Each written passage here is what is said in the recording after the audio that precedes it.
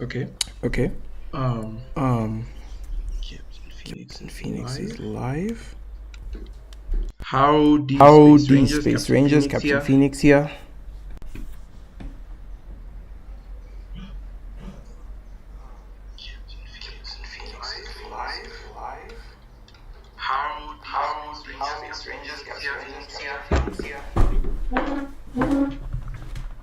Okay, Maxi.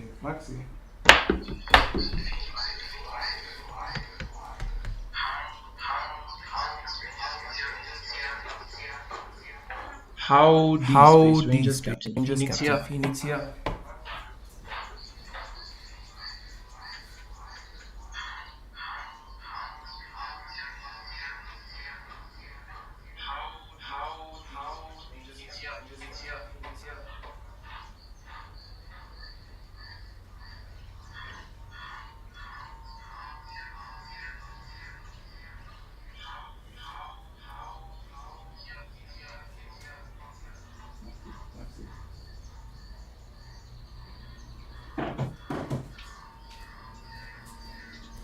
And today we're back ranking the Marvel movies. Seems to be a bit of a delay in the stream, but don't worry about it.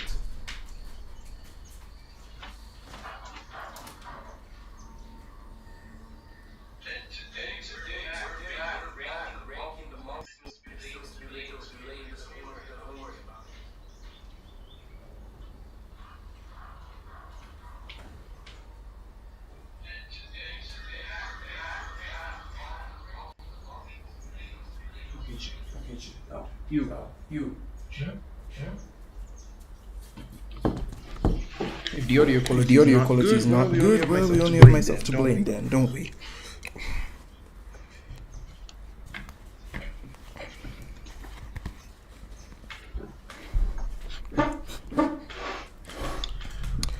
Alrighty then. Howdy, Space Rangers, Captain Phoenix here. This has been a stream a long time coming. I have been practicing how to make it, just trying to work out the kinks and all that stuff. Heck, I even got a new mic to help set it up because the audio last time was just god awful. So hopefully everything goes well today, honestly. The topic of today's stream is also just a big one because I've been planning this one for like a really long time. So for those who don't know, I have not watched every Marvel. I joined the MCU like very late. I think I started watching when Captain America came out. So I was like 2016 around there. And I didn't bother to watch all the stuff. However, this last holiday, last couple months, I went on a Marvel marathon and I watched everything related to the MCU. That is until like 2 days ago when I found out that the Netflix shows have been made canon, and I said screw it, I'm not watching those. So yeah, you're gonna have to kill me before I watch the Netflix shows. I ain't watching all of that, especially after these. I think this is like a total of 43 Marvel projects, if I'm not wrong, like 33 shows and 33 movies and 10 shows. So yeah, it was a chore. I think after this I just don't want to hear anything Marvel related for a while. So I guess I'm just glad that 2024 isn't gonna be their most active year, so to say.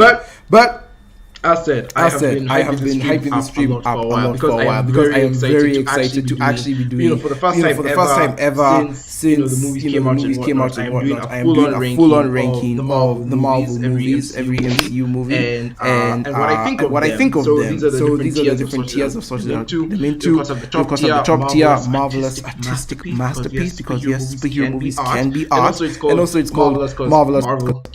8 out of 10 is the awesome tier, multiversally awesome. This is a movie I think is genuinely great. Just one or two things hold it back from being a perfect movie. Then Ragnarok, it's a movie I had a lot of fun with. I think it's a really fun movie. I should definitely check it out if you're interested, especially like if you want to get into the MCU stuff. It's good for what it is, but it's not amazing. Secretly Passable. This is stuff I find that has some enjoyable qualities. It's mostly a mid movie, like it's not a very good or excellent movie, but it does have a few enjoyable qualities that help it stand out from the rest, to help it be its own little unique thing. But that's just about it. At the end of the day, it's passable. Exactly what the title says. So it's not amazing or great. Like I wouldn't call it good. Like I would a 7 out of 10 stuff. But it does have a couple of things here to make it stand out from the crowd. And then we have the mid stuff, the incredible mediocre. This is just stuff that's middle of the road, very average, very mid. Doesn't have anything that helps it stand out. Kind of boring in some cases, but I wouldn't call it bad because it also has a couple of games here and there.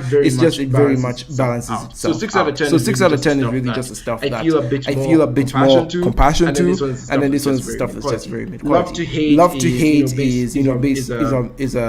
is based off love and thunder, except it's a double entendre. It's a movie I love to hate, or it's a movie that I initially went from loving to hating, or maybe I hated it at first and I began to love it to the end. And then we have infinitely bad. This is the 1 to 3 out of 10 category. This is stuff I just consider bad, waste of time, garbage. I don't want to think about it again anytime soon, and I hope Marvel stays away from this in the future, especially if you want to make good quality stuff. So far I have arranged all of these MCU projects chronologically, not chronologically like within the universe itself, but more so release date wise. So we start with Iron Man and then we end off with Echo, the latest MCU project, and then Deadpool 3 will come out later this year, and so on and so forth.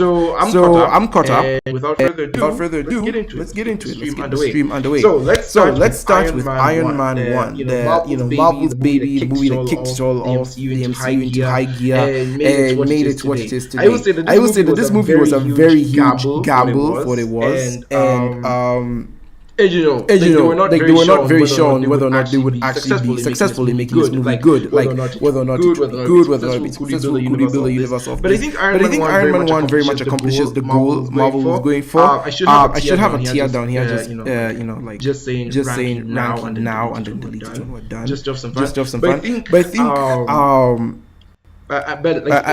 it's not like it matters anyway. I don't think anyone's tuned into the stream. It's just me talking to the void. Alone again. Naturally. But it doesn't matter.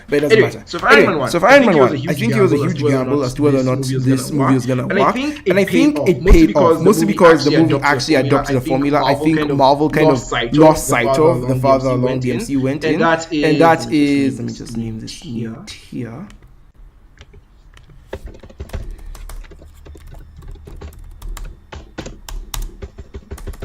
Bad at spelling, don't worry about it.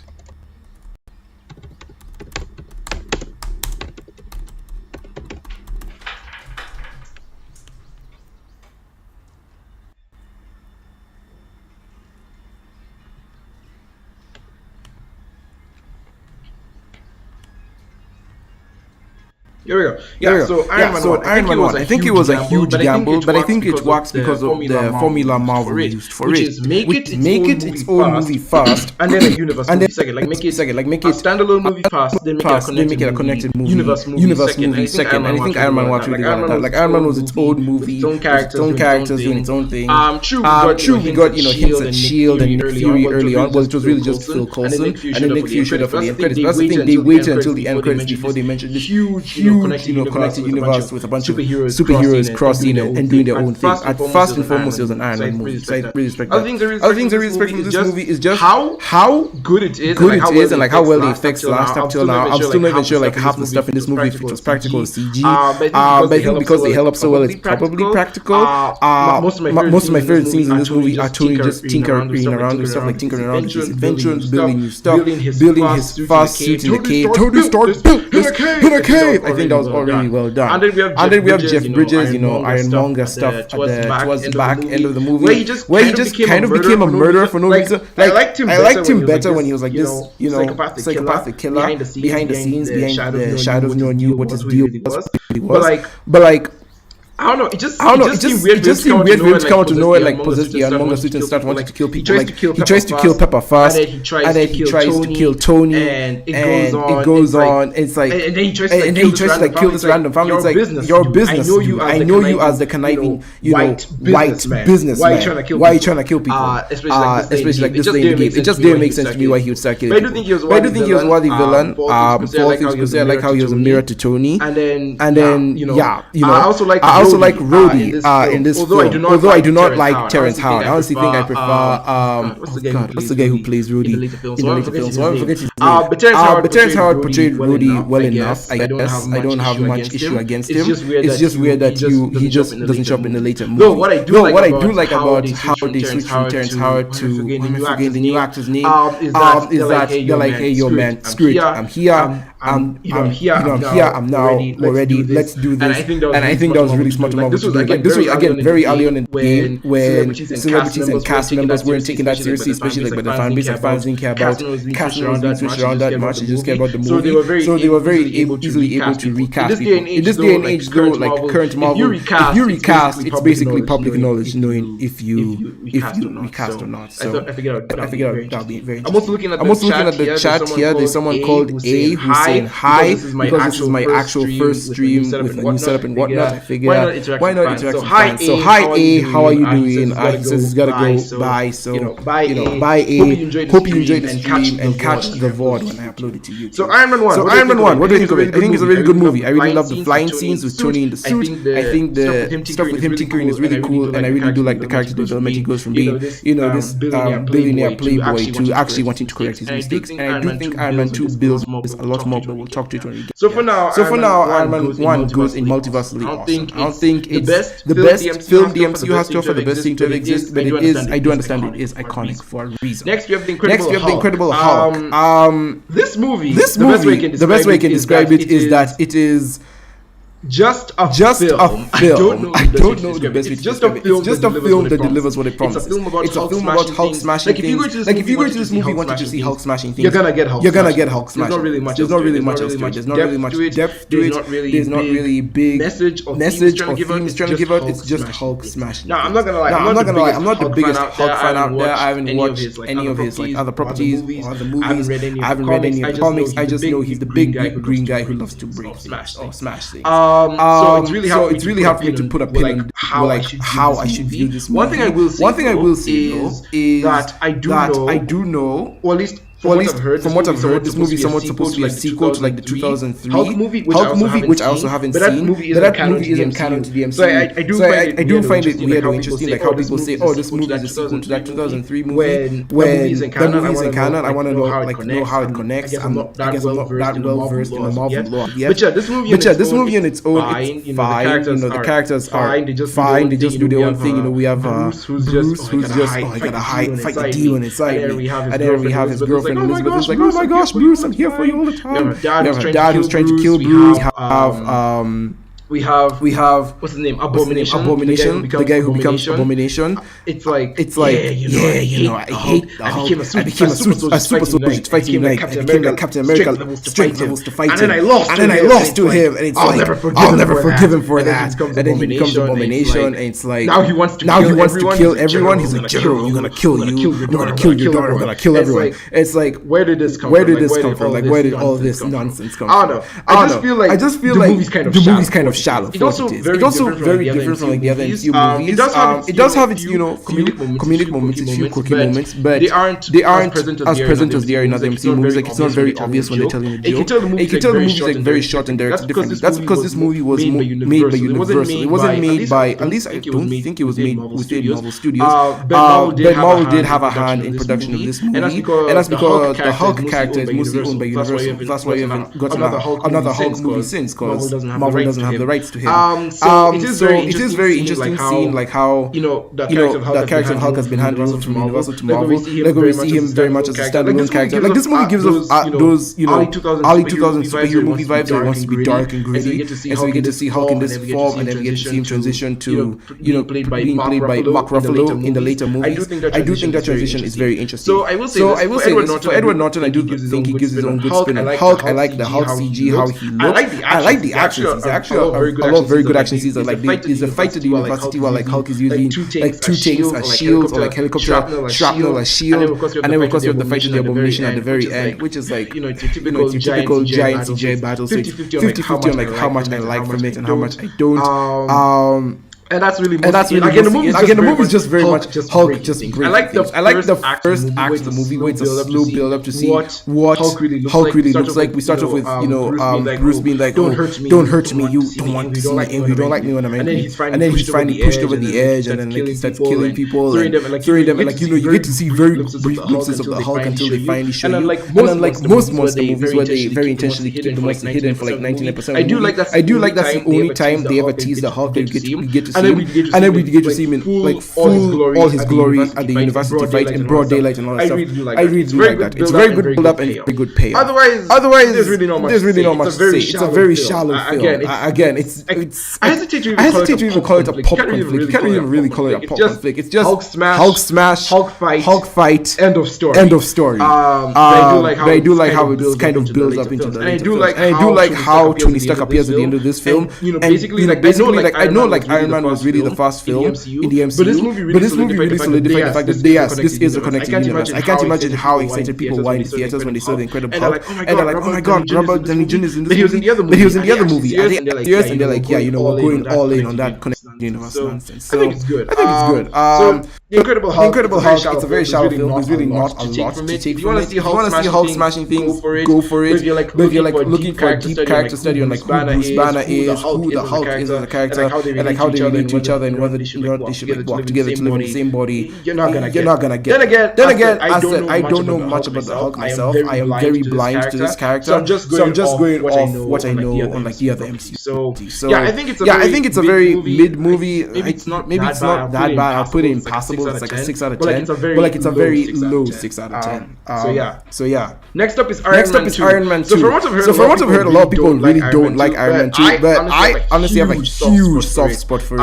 And this is coming from a guy who's not even nostalgia blinded. Like I watched this movie very recently. But yeah, I really do enjoy Iron Man 2 a lot. I do think it's a really cool movie, especially for like the deeper perspective into Tony. I really do think this movie does a lot to dig into Tony's character, what makes him tick, why he is the way he is, and how he wants to better himself. We've seen him in the last movie. He went from like this billionaire philanthropist who wants to correct his mistakes for making weapons. Now in this movie, he's not only trying to correct his mistakes, but now he's trying to, we essentially see him dying. He's on a ticking clock, so he wants to do as much good as possible before he ends up dying. But also he's pushing away those he cares about, those he loves, and he realizes that it's very self-destructive behavior. Because even if he does die and he's pushed away all those people, who's gonna care about him when he's gone? And then even when he's better, who's gonna care about him when he's better? So I really like that. I also really like how they brought in the new actor for Rhodey. I don't know why I'm forgetting his name, but he's such a good energy to the character. I love that mid-movie fight between him and Iron Man, where they're just kind of going at each other. Tony's at his wit's end, Rhodey's at his wit's end, they're both blasting each other. Again, very good acting. I also really like the villain Whiplash. I really love the scenes where Tony's like tinkering around with tech in the first Iron Man movie, like the scenes where he's like building his machine and whatnot and welding stuff. And I really do love how Whiplash provides that very same energy. He's kind of like Tony. It's kind of like how Tony was when he was in the cave with low to no resources. He's scrounging around for materials to build. The guy's very much like that. I like the beginning of the movie where you see like the newspaper clippings on the wall. He's like biting off wires, trying to connect them and all that stuff, making his own like full arc reactor. Him fighting Tony at the Grand Prix was pretty cool, but Tony beats him very easily. And then we get the ending fight where this one's a bit weird. I like how he took control of the drones and kind of changed the straight to Stark. First of all, we'll still have the other villain, Justin Hammer. I think he was the actor was having a really fun time on set. Like he was just exuding that fun Marvel villain energy. Like, oh look at me, I'm just a kooky guy. Ha ha ha ha. I love making jokes, but also killing people at the same time. I really like how the actor translated energy. I don't think it would have been the same with like any other actors in that role, because he would have just come off as another boring villain. So I like how he was portrayed here as this rich evil scientist, but he's also just having fun, killing people, but not in the way you think. He's like he's a guy who sounds like he's full of empty threats, and kind of is. And it's like those threats only become real when you actually provide him with the means necessary to carry them out. I just kind of like the way he was characterized. But yeah, for Whiplash himself, I like how he took control of the drones at the Stark Expo, and it was like really fun seeing Tony and Rhodey fight them. But then he shows up at the tail end of the movie with his own Iron Man suit, and you're like, why? The first Iron Man movie was fine with the villain having his own Iron Man suit. It made sense for that film. But like for Whiplash, I think that's his name at the very least. Just to come out of nowhere with his own suit and like his own whips attached to his suit, and him by blasting each other again. It's like not only is it so aggressively Chekhov's gun, but it's also just like out of nowhere. Like there was no build up to this guy getting his own suit. You could tell he just wanted to kill Tony with other tech, with his own tech. But now he just comes in being like, I got an Iron Man suit, check me out. So either way, Iron Man 2, I think it's a really fun movie. I think it's a really good movie. It digs into Tony's character a lot. I cannot be the only person who was drawing parallels between Howard Stark and Walt Disney for some reason. it's supposed to be like a sort of again rip off Disneyland.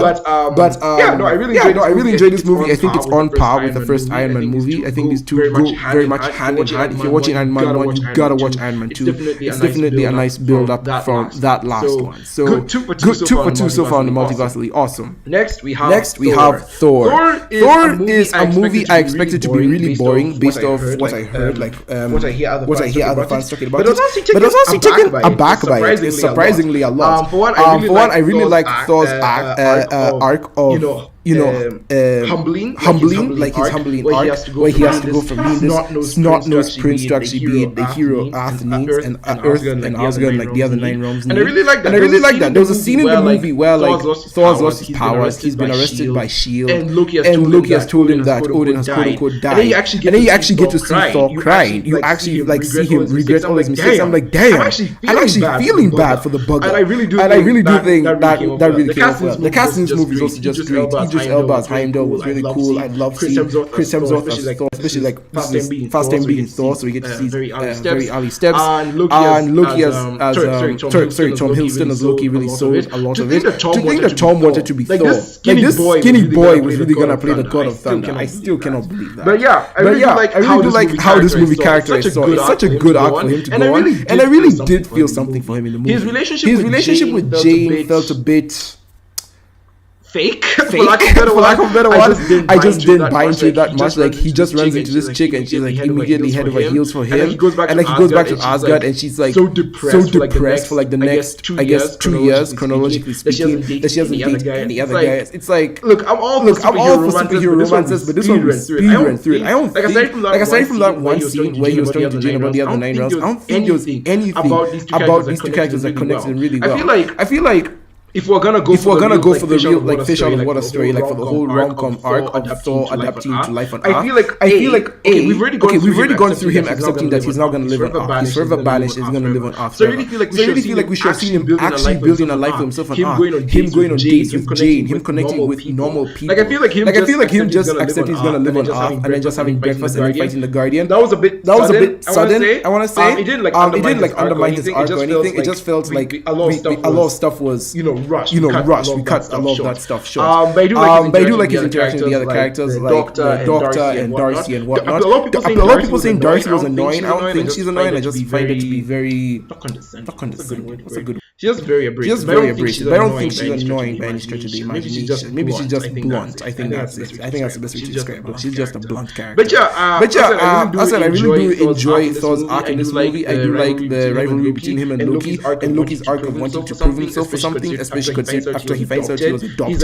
He's like, so do I not mean anything? Am I just a prize? At the end of the day, a trophy. I really do like that. But him saying, oh, I did it for you, father, and then kill himself at the end. It felt very maybe that was the intention because he does show up in the end after credits of the movie. But it just felt very fake the way he quote unquote died the first time around. I don't know how to best describe it. Everything else about this movie I also like. I like how we went to Jotunheim, the ice realm with the giant. The action scene there was pretty cool. Though the Dutch angles in this movie is just crazy. Way too many Dutch angles. It's kind of nonsensical. So either way. The Fast Thor movie, I think it's very acceptable. It's very passable for what it is. I don't think it's boring, so to say, as a lot of people are saying it is. There's definitely a lot to like here. And I do think they set the groundwork for like what would be Marvel going on, like Asgard and like what Asgard would provide to the MCU going forward. I wouldn't put it in Ragnarok. I wouldn't say it's definitely not a movie you can have a fun time with. Like it's not the best movie ever made, but it's definitely impossible. Certainly higher than Hulk. Next we have Captain America, the first Avenger. This movie is kind of boring. I'm not gonna lie. I also heard like from a lot of people that this movie is kind of boring, but it also has strengths. It has a lot of strengths. First of all, I love Steve's character. I love how he's a noble-hearted man, willing to do anything and everything to ensure everyone is safe and whatnot. He's just the bestest of boys. You know what I'm saying? His rival with the Red Skull though is very much manufactured. I mean, it's just ripped off Iron Man and like Obadiah Stane from like the first Iron Man movie. Also I was a secret soldier as well, but the serum failed on me, so I became the Red Skull. It's like he doesn't have any powers except he's just slightly stronger. You know, he's like I'm gonna overthrow Fiora and whatnot. But I do like how we get to see some somewhat advanced tech, especially like in the 40s. Like we have this jet that runs in the Tesseract fuel. We have these guns and all that stuff. I also like the relationship between Steve and Peggy. That actually felt more real than like Thor and Jean, for example. I really enjoyed their romance, like how they bounce off each other, like these two very strong characters with their own very strong beliefs. Cap and Bucky, I do like the friendship here. It definitely highlights how much these two are friends with Winter Soldier, because I didn't feel the connection with them there. But I will talk about Winter Soldier when we get there. But I do like the relationship between Cap and Bucky in this movie. I just feel like a lot of the character dynamics in this movie worked really well. I like, again, Cap gained the super soldier serum, proving himself to be like the bestest of the best soldiers. And just his growth throughout this movie. I really do like Cap's growth in the movie. A few things that do hold it back though is, the movie felt like it could have definitely ended. And I don't know, I just think the villains were just somewhat forgettable, especially when you have someone like Red Skull and Hydra, you're great. But overall, it's a very fun movie, very interesting way to start Captain America's journey.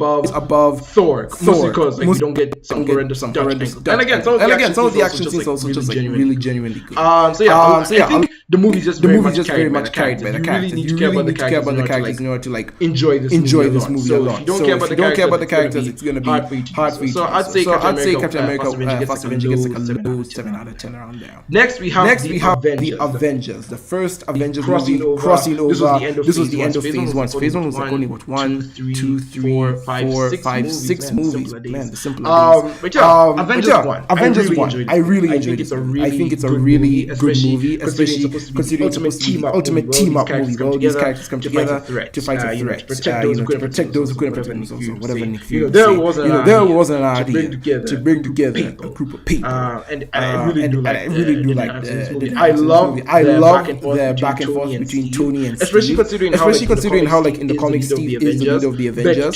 but Tony, because he's a more popular character, a lot of people have seen him. So I like how there's just natural chemistry between the two of them. It's sort of like the movie fans and the comic fans also having their arguments with each other. I also didn't mention Black Widow showed up in Iron Man 2. So I really like how she also shows up again here, kind of just doing her own thing. Thor felt much less of a character. I don't know why. Sorry.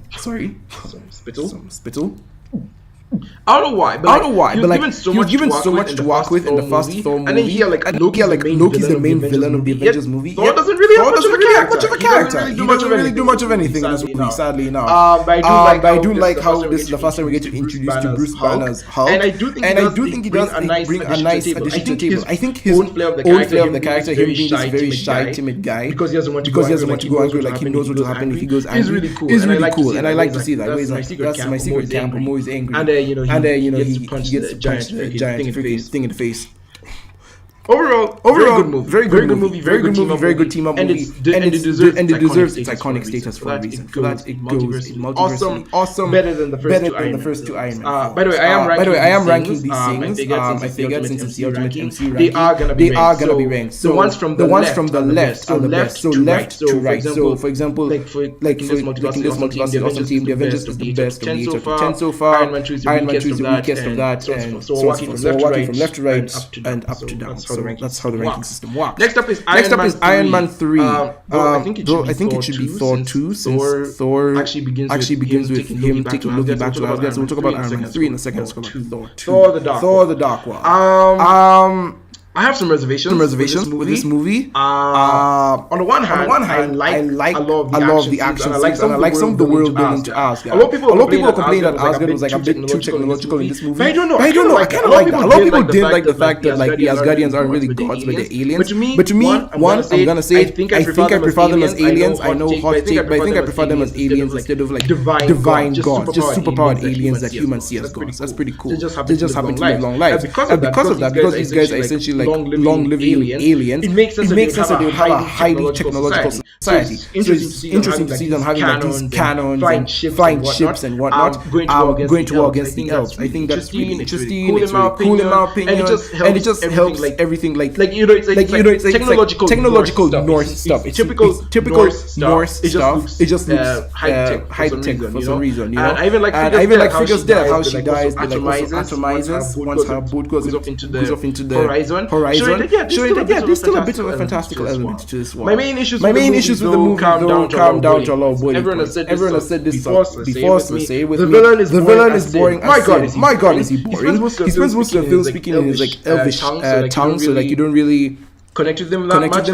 I mean, you get subtitles, but you also don't connect with him that much. And then like we get to the end of the movie, you can't destroy the Tesla, you can't destroy the ether, and it feels like yeah, I can destroy you, and then like just zaps him to death. Like oh okay, was that easy? Why did you destroy him to begin with? That's what annoys me about like Thor and Loki's plan. Like they go into Svartalheim, the realm of the elves, to try and destroy the ether. They're like no, forget Malekith. We don't need to worry about killing Malekith. Let's destroy the ether, and then we kill. And I'm thinking to myself, okay, maybe it's because I've already seen the other films, but I'm thinking to myself, would it make more sense to kill Malekith and then destroy the ether or try and hide it? Like the ether was hidden for a reason. Why do you think he wants to destroy it? And then they go, they destroy the ether, and it's not destroyed, it reforms, and then Malekith absorbs it. I'm like, why didn't you just try to kill Malekith? He doesn't have the ether. Like he doesn't have it. It's not in his possession. Why not just pretend you're gonna hand Jade over to him and then kill him? You know, it's not that hard. Something about that just really bothered me. Also, Mjolnir in this movie is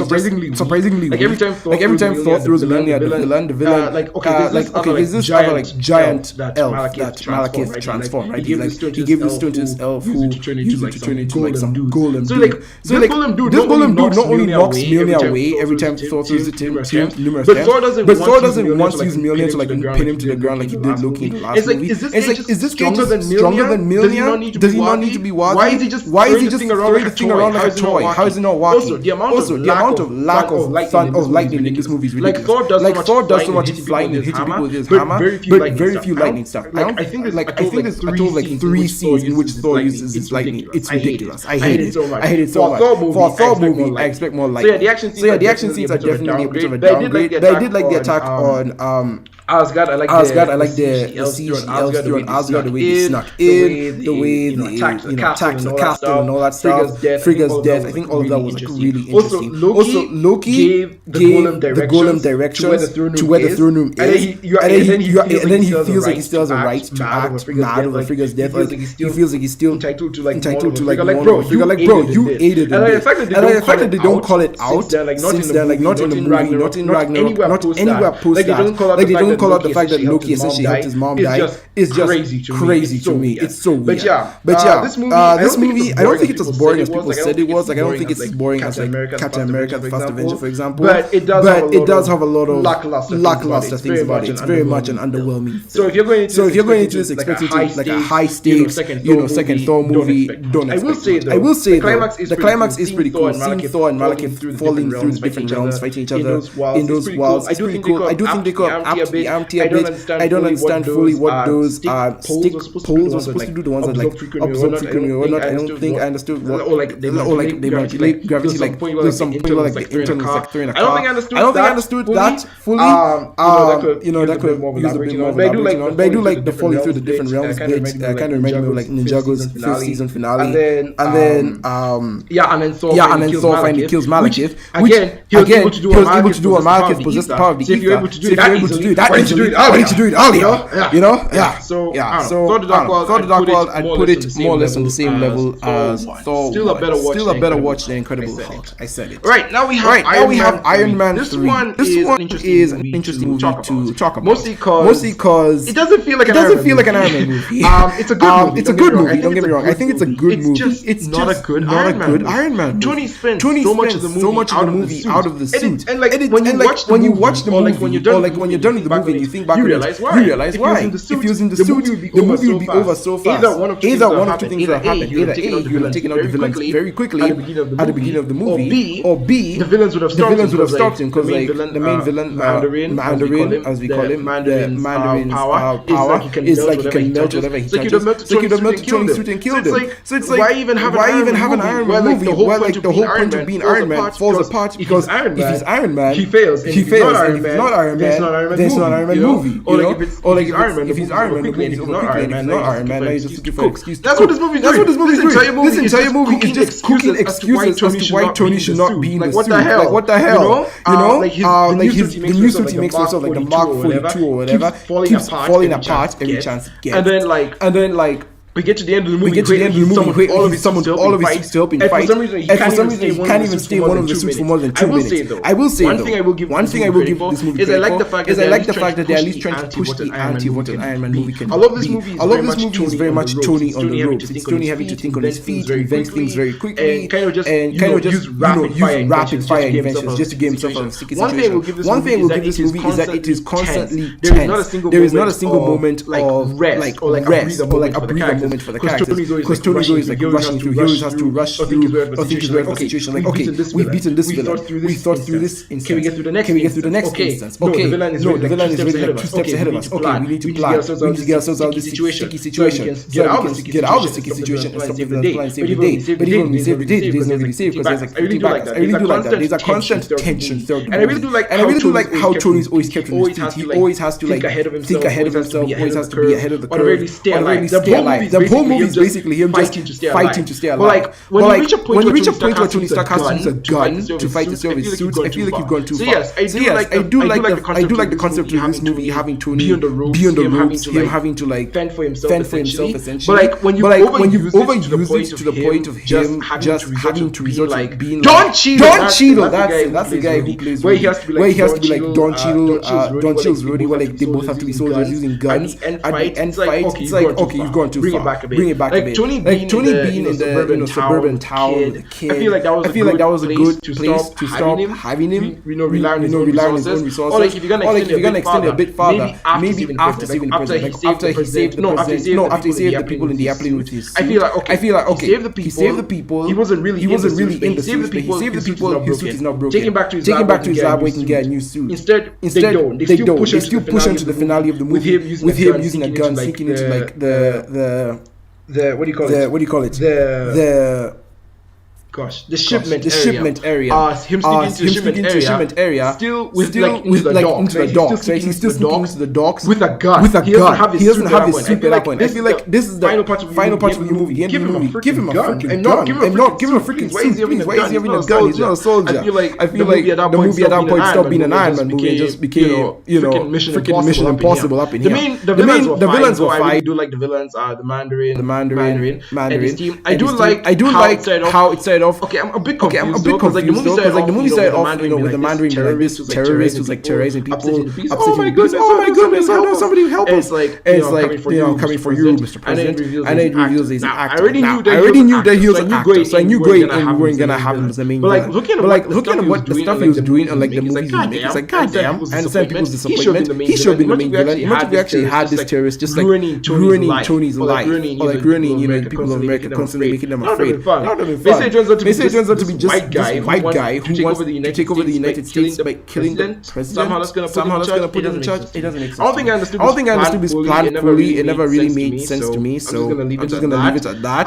But the villain itself was fine. I like the fact that we're finally dealing with a villain that Tony created. Because like the main villain of the first two Iron Man movies were really just results of Tony's dad. Like we have Obadiah Stade who hates Tony because like Howard didn't give him the company. Howard didn't give Obadiah the company. He gave it to Tony. And then the second movie was like, Howard kicked my father back to Siberia, and I must kill his son because sins of the father. So I like how the villain in this movie was actually because Tony is the one who wronged him. Tony didn't listen to him. He did this and whatnot. He shut him down. So he gets angry and goes up against Tony. Which I guess now, looking back on it, because Tony had so many villains who weren't directly his fault.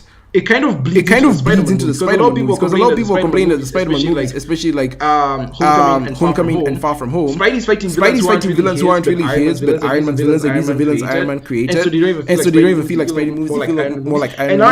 And now I can understand that complaint. Now that I've seen the MCU movies, I feel like I very much understand that complaint. Because like as much as like Vulture and Mysterio are Spidey villains in the comics, in the MCU they're Tony. He should have been the villain he was going up against in his own movies. Why is Peter going up against that kind of things to the father thing, where Tony's fighting villains he didn't create. These are villains Howard left behind. And now Peter is fighting villains that he didn't create, the villains that Tony left behind. It's kind of like this vicious cycle. And of course, it's only the third movie where it's like only Iron Man 3 where Tony gets to fight his own villain, and it's only No Way Home where Peter gets to fight his own villains. It's like even there, they're technically not even his own villains. Those are villains from like other movies. Come on, like give Peter his own villain to fight. So I can very much understand this complaint. So yeah, as much as like Tony being on the looks. I do feel like they carried it a bit too far. And for like your third Iron Man movie, for the third and final Iron Man movie, you're really gonna have the last Iron Man movie be the movie where he's in the suit the least. Really? I feel like a lot of the concept was missed on that one. Like huge missed potential. Very much went over people's heads. So I mean, not people's heads. Just the writers kind of lost the point, the plot itself. I do like how the final scene of the movie though was done in CGI. I didn't even know that when I first saw it. But that scene where Tony's like throwing his arc reacting to the ocean, gaining his crown, being like, no one's gonna take this away from me. I thought that was all live action. I did not know that Robert Downey Jr. was not in the studio when they filmed that scene. That was fully CG. And honestly, for a film that's over 10 years old having that good CGI in it, mad props. So yeah, Iron Man 3, it's a good movie, just not a great Iron Man movie. Definitely the weakest of the trilogy, but still better than Captain America 1. Put it there in Ragnarok's. Up next we have Captain America the Winter Soldier, Captain America 2, whatever you want to call it. This movie, I do think it built off the first Captain America movie very well, especially based off the character interactions. I really do feel for Steve's quest to get Bucky back. Because in this movie, him and Bucky don't interact that much. So when I was watching it, I'm just struggling to understand why does Steve care for Bucky so much when they don't even have that many scenes together. Especially considering that even the one defining scene, the one scene that has Steve saying, "I'm gonna save Bucky no matter what, even if I end up dying," is a flashback. A freaking flashback. So it's like you made me care even less now because that's a scene from the first movie. There's not really a lot of character dynamic here between him and Bucky. But after seeing the first Avenger, I do think this movie really has to bank on me watching the first one to understand why Cap is going on this quest. But overall, I still think there's a lot of stuff to love about this movie. I really love Nick Fury here. He's as awesome as ever. I do think that this movie was. Sorry. I really do think that this movie is to a lot of people the definitive version of Nick Fury. Because like Nick Fury in these like in the late MCU movies, especially like Secret Invasion and the Marvels, his character is very inconsistent and different to what it was in the Winter Soldier. And I think the Winter Soldier painted such a definitive picture of the character to so many people that you just can't accept any other version. I will say, I mean, it's fair enough because like he was done very well in this movie. I also love the dynamic between Steve and Natasha. I think these two bounce off each other really well. These guys have such a great dynamic with each other. And I love how like they're having each other's back throughout the film, fighting through all the threats and whatnot. It's really good stuff. I honestly like the dynamic between Steve and Natasha way more than Tony and Natasha was in Iron Man 2. So like Captain America 2 definitely did that dynamic better. I also love how the end goal of the movie is like crap. Hydra's taking over S.H.I.E.L.D. taking over every facet of our organization. The only way to save the world is completely destroy S.H.I.E.L.D. It was such a huge like how should I say?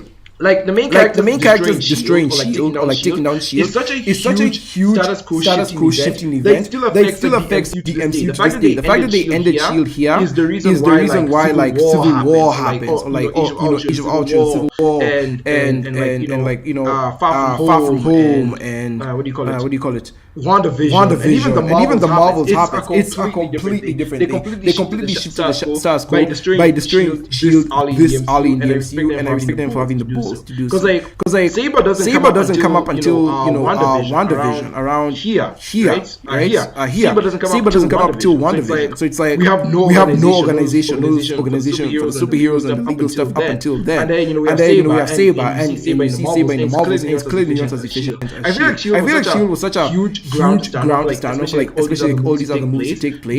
That it was a really solid foundation for what it was.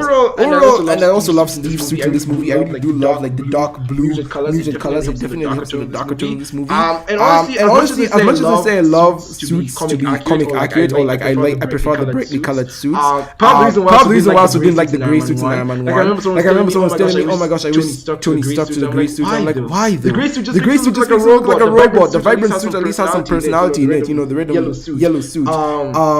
But for Cap, I have the opposite problem. Cap is a soldier, so I actually like him being a bit more multicolored. Like this suit isn't bad, the multicolored suit here, or the red, white, and blue. But like the muted colors here, just they work a lot better to his character. I like it a lot. But yeah, as a spy movie, I think Winter Soldier does accomplish its job really well. It's a really good spy movie, especially considering it's just normal people. Like Cap is a super soldier. Yeah, like every other character in this movie aside from Cap and Bucky is just a normal person. Normal people just doing their best to save the world. I honestly feel like this movie is like Marvel's pitch for a Mission Impossible movie. Like this is the closest we're gonna get to like Marvel doing a Mission Impossible movie. I think that's really interesting and really cool if you think about it. So I think that's really interesting and really cool if you think about it. Because really the only weapons or like powers Cap has is his motorbike and his shield, and yet he's able to do a lot of damage. I just really like these superhero movies or like these MC movies where like the normal characters are just doing everything in their power to match the other superpowered characters. Like everything in their will to like match up against the other superpowered characters. Because it shows like, hey, even a normal guy can get superpowers. I still prefer the more superhero part of this universe, like the Thors and Iron Man. But like whenever they do focus on like the less powered characters like Captain America, Natasha, and Hawkeye, it can lead to interesting things, especially if their main villain is a superpowered villain. But in this case, it wasn't really that superpowered villain. It was just like Bucky and Han Solo. So it wasn't too much. However, I said it's a really good spy movie, and I really do respect it a lot. So I think Winter Soldier goes up here in the era 10th here. Is it better than the Iron Man movies? Because I know it's not better than the first Avengers. So is it better than Iron Man 1 and 2?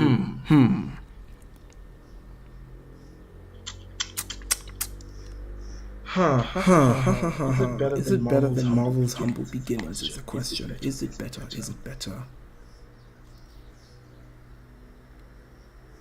I'm actually having difficulty choosing this one because I'm like thinking back to the Iron Man movies. I don't know. I like the camaraderie between Tony, Pepper, and Rudy a lot more than I do Steven and Natasha. Well, I do think Steven and Natasha works really well in this movie, better than Iron Man 2, I dare say. It is.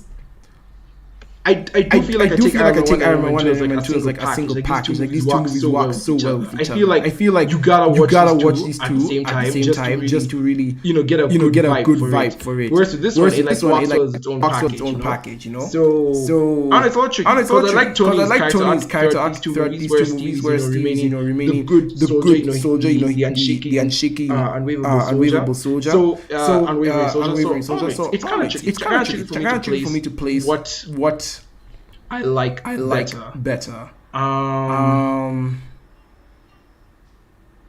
I will say. Here's the thing. I will say. Winter Soldier is better than Iron Man 2 as far as I'm concerned. Because does Tony do anything crazy in Iron Man 2? No, he doesn't. I think most of his ingenuity comes in Iron Man 1. So I think it's gonna be in a nice in between.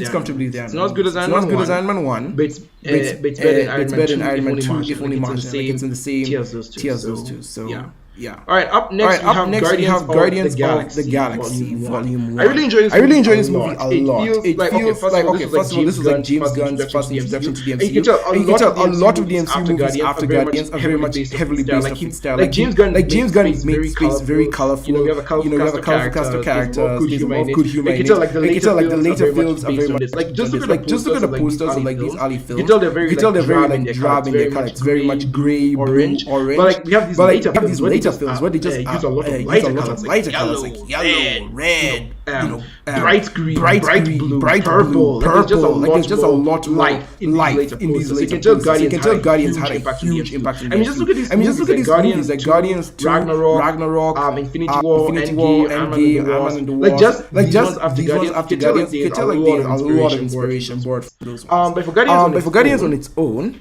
I think it's a really solid movie. I really love the cast in this movie. I feel like they all bring their own good strengths to the team. Like Peter's the leader, Gamora's the warrior princess, blah blah blah. And then you have Drax, who's like so dumb he ends up causing problems for the heroes themselves. It's like, wow man, way to go! You ended up making things worse. Wonderful. What was your plan? I don't know if that's a plot hole or what, or if it's just his character. But yeah, there's a lot of stuff in this movie I really enjoyed.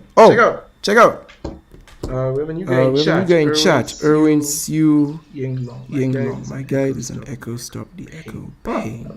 First of all, hello, Erwin. How are you doing? And second of all, there is an echo. That's not good. Because my mic is too close. How about now? Erwin, is it good? I'll push the mic further away from me. Let me know if you're still in chat.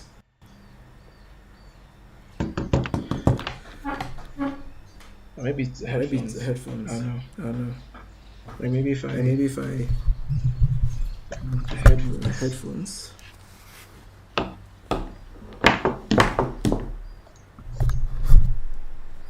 All right, sir. Is there an echo?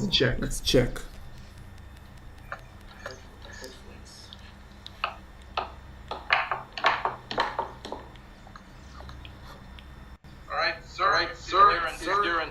check. Echo.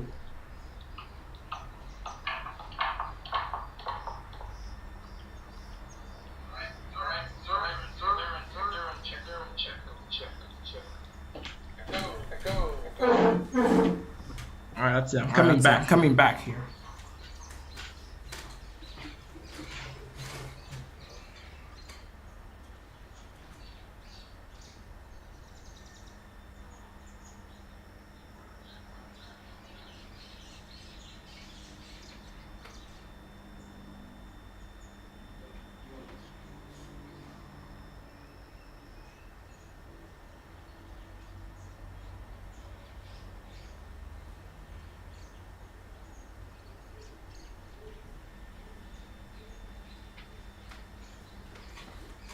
You can't handle the truth.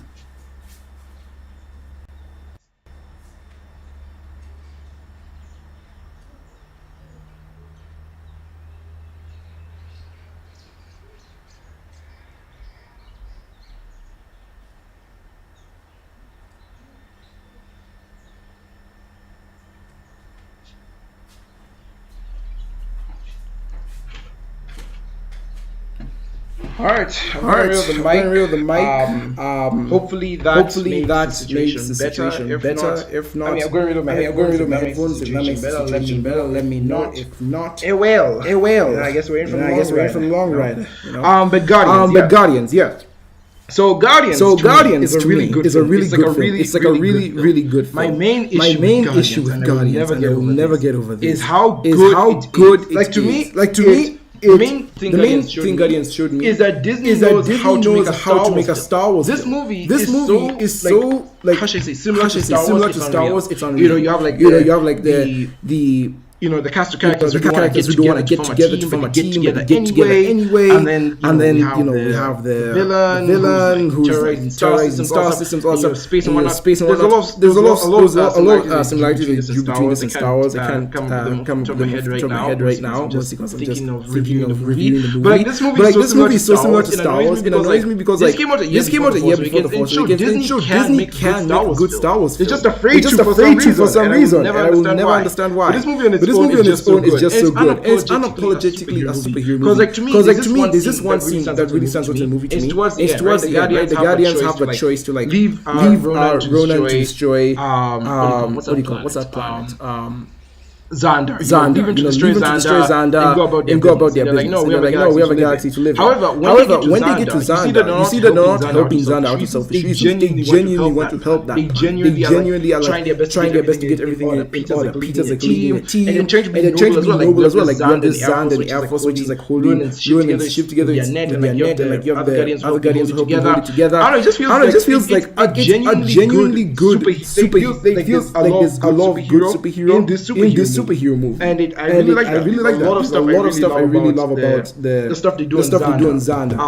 At the end of the movie. I also like the one-on-one fight with the characters. Again, it feels very much like an 80s movie where you have like Peter going up against Rona, Gamora going up against Nebula. It just, I don't know, it's a classic. It feels like a modern classic. And I can see why this movie is so loved to this day. So yeah, for those reasons and more, I feel like the movie was just like really well paced. For a 2-hour movie, it covers a lot of ground. Not only do we get introduced to our main characters like Peter and Fast, and then we get to see the other characters. Like it starts off really simple. We only introduced to Peter, and then we get introduced to the other characters along the way. Like halfway through the movie, we meet Yondu for the first time, or we have an actual interaction between Peter and Yondu. You can tell that there is a history between these characters. There is a story to tell with them, and you know. And you want to see where it goes from. Like it doesn't feel like Yondu came out of nowhere, or like this animosity between him and Peter came out of nowhere. These characters genuinely know each other. And I like how there's a lot of seeds in this movie planted in for the next one. Like this movie plants a lot for Guardians 2 going forward. And I really like that. Turn my own stream down. How do I turn my own stream down?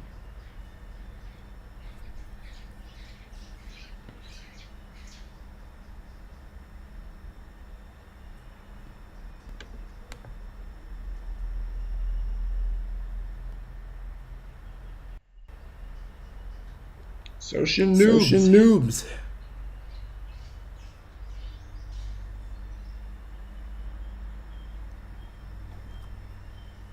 Thanks for pointing out the flaws, but you gotta help me be more specific than that, my dude.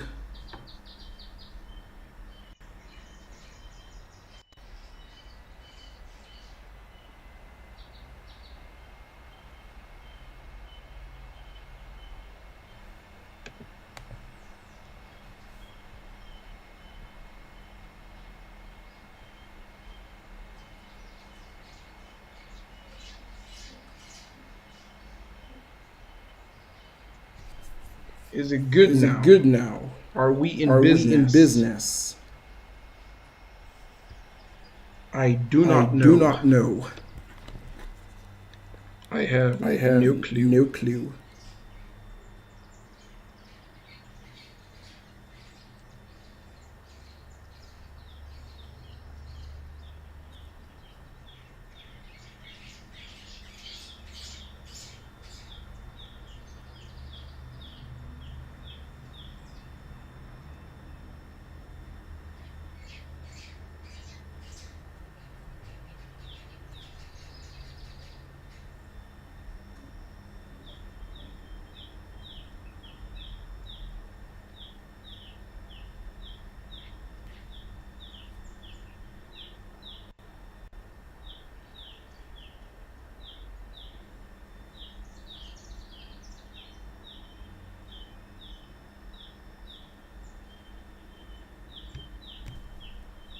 Social news, no problem. I'm not trying to be rude to you as well. I'm actually very thankful for the criticism. I'm just wondering how I fix it. Click on the YouTube tab and mute the site.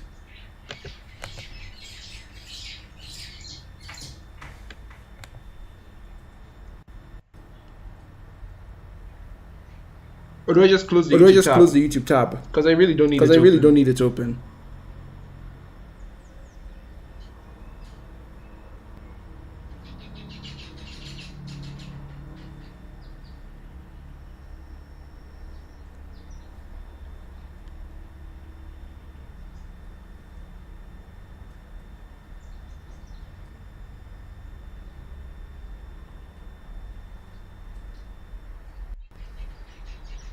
Alright, I muted the site, so I do not know if it sounds good. Then I try to test out on my phone. 1 second.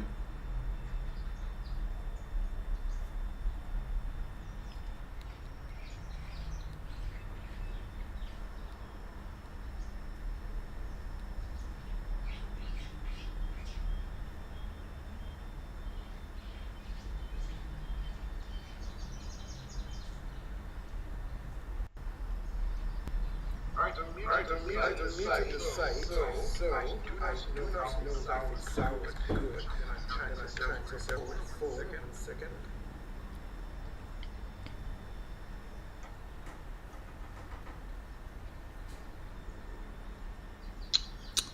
And now. Are we bad? Are we in a bad position?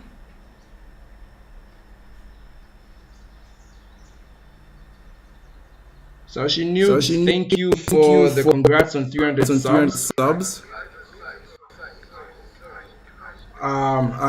Sorry, I have to say thank you while I'm having an echo. I have no idea why I have one. And I prepped for this, man. Why are you torturing me like this? OBS? You have no idea what I'm looking at. Are we bad? Are we in a bad position?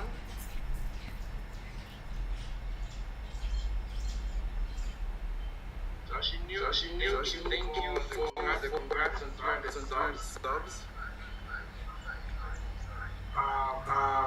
I have to say thank you while I'm having an echo. I have no idea why I have one. And I prepped for this, man. Why are you torturing me like this? OBS? You have no idea what I'm looking at.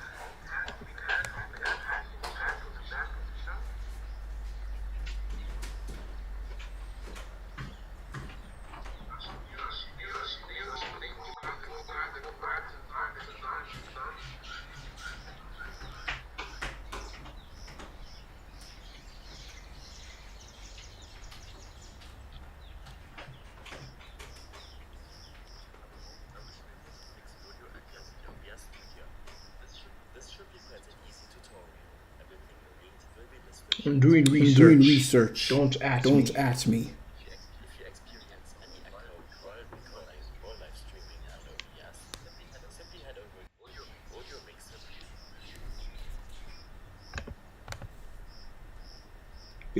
Yo.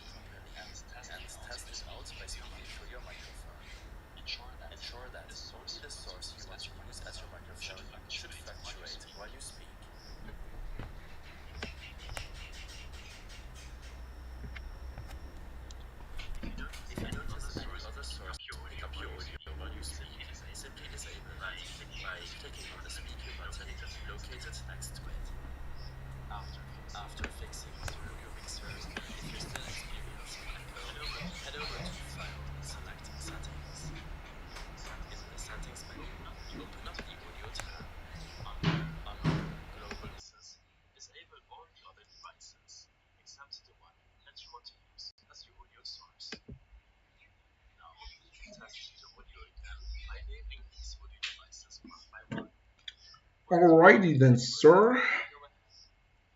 Let's try and see if that works. If not, it might be a bigger one.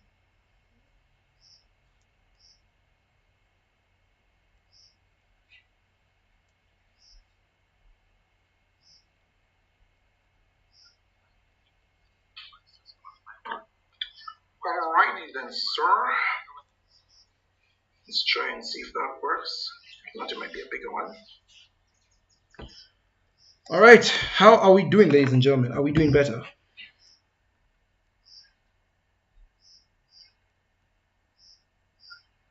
Social News, thank you so much. Alright, we're good, we're back in business. Alrighty then, sir. Let's try and see if that works. If not, it might be a bigger one.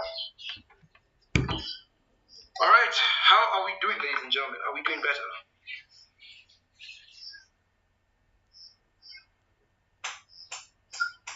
Social News, thank you so much. Alright, we're good, we're back in business. Alright then, sir. Let's try and see if that works. If not, it might be a bigger one. Alright, how are we doing, ladies and gentlemen? Are we doing better?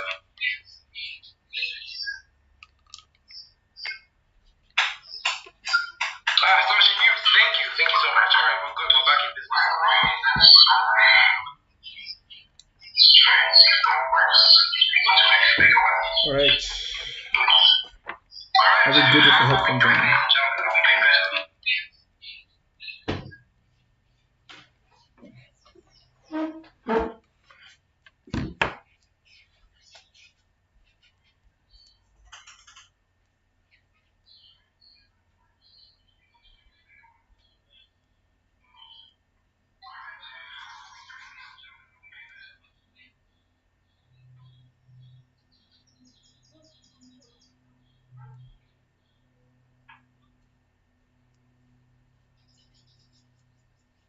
Alright, Pilfies pickled peppers and peppers pickled pilfies.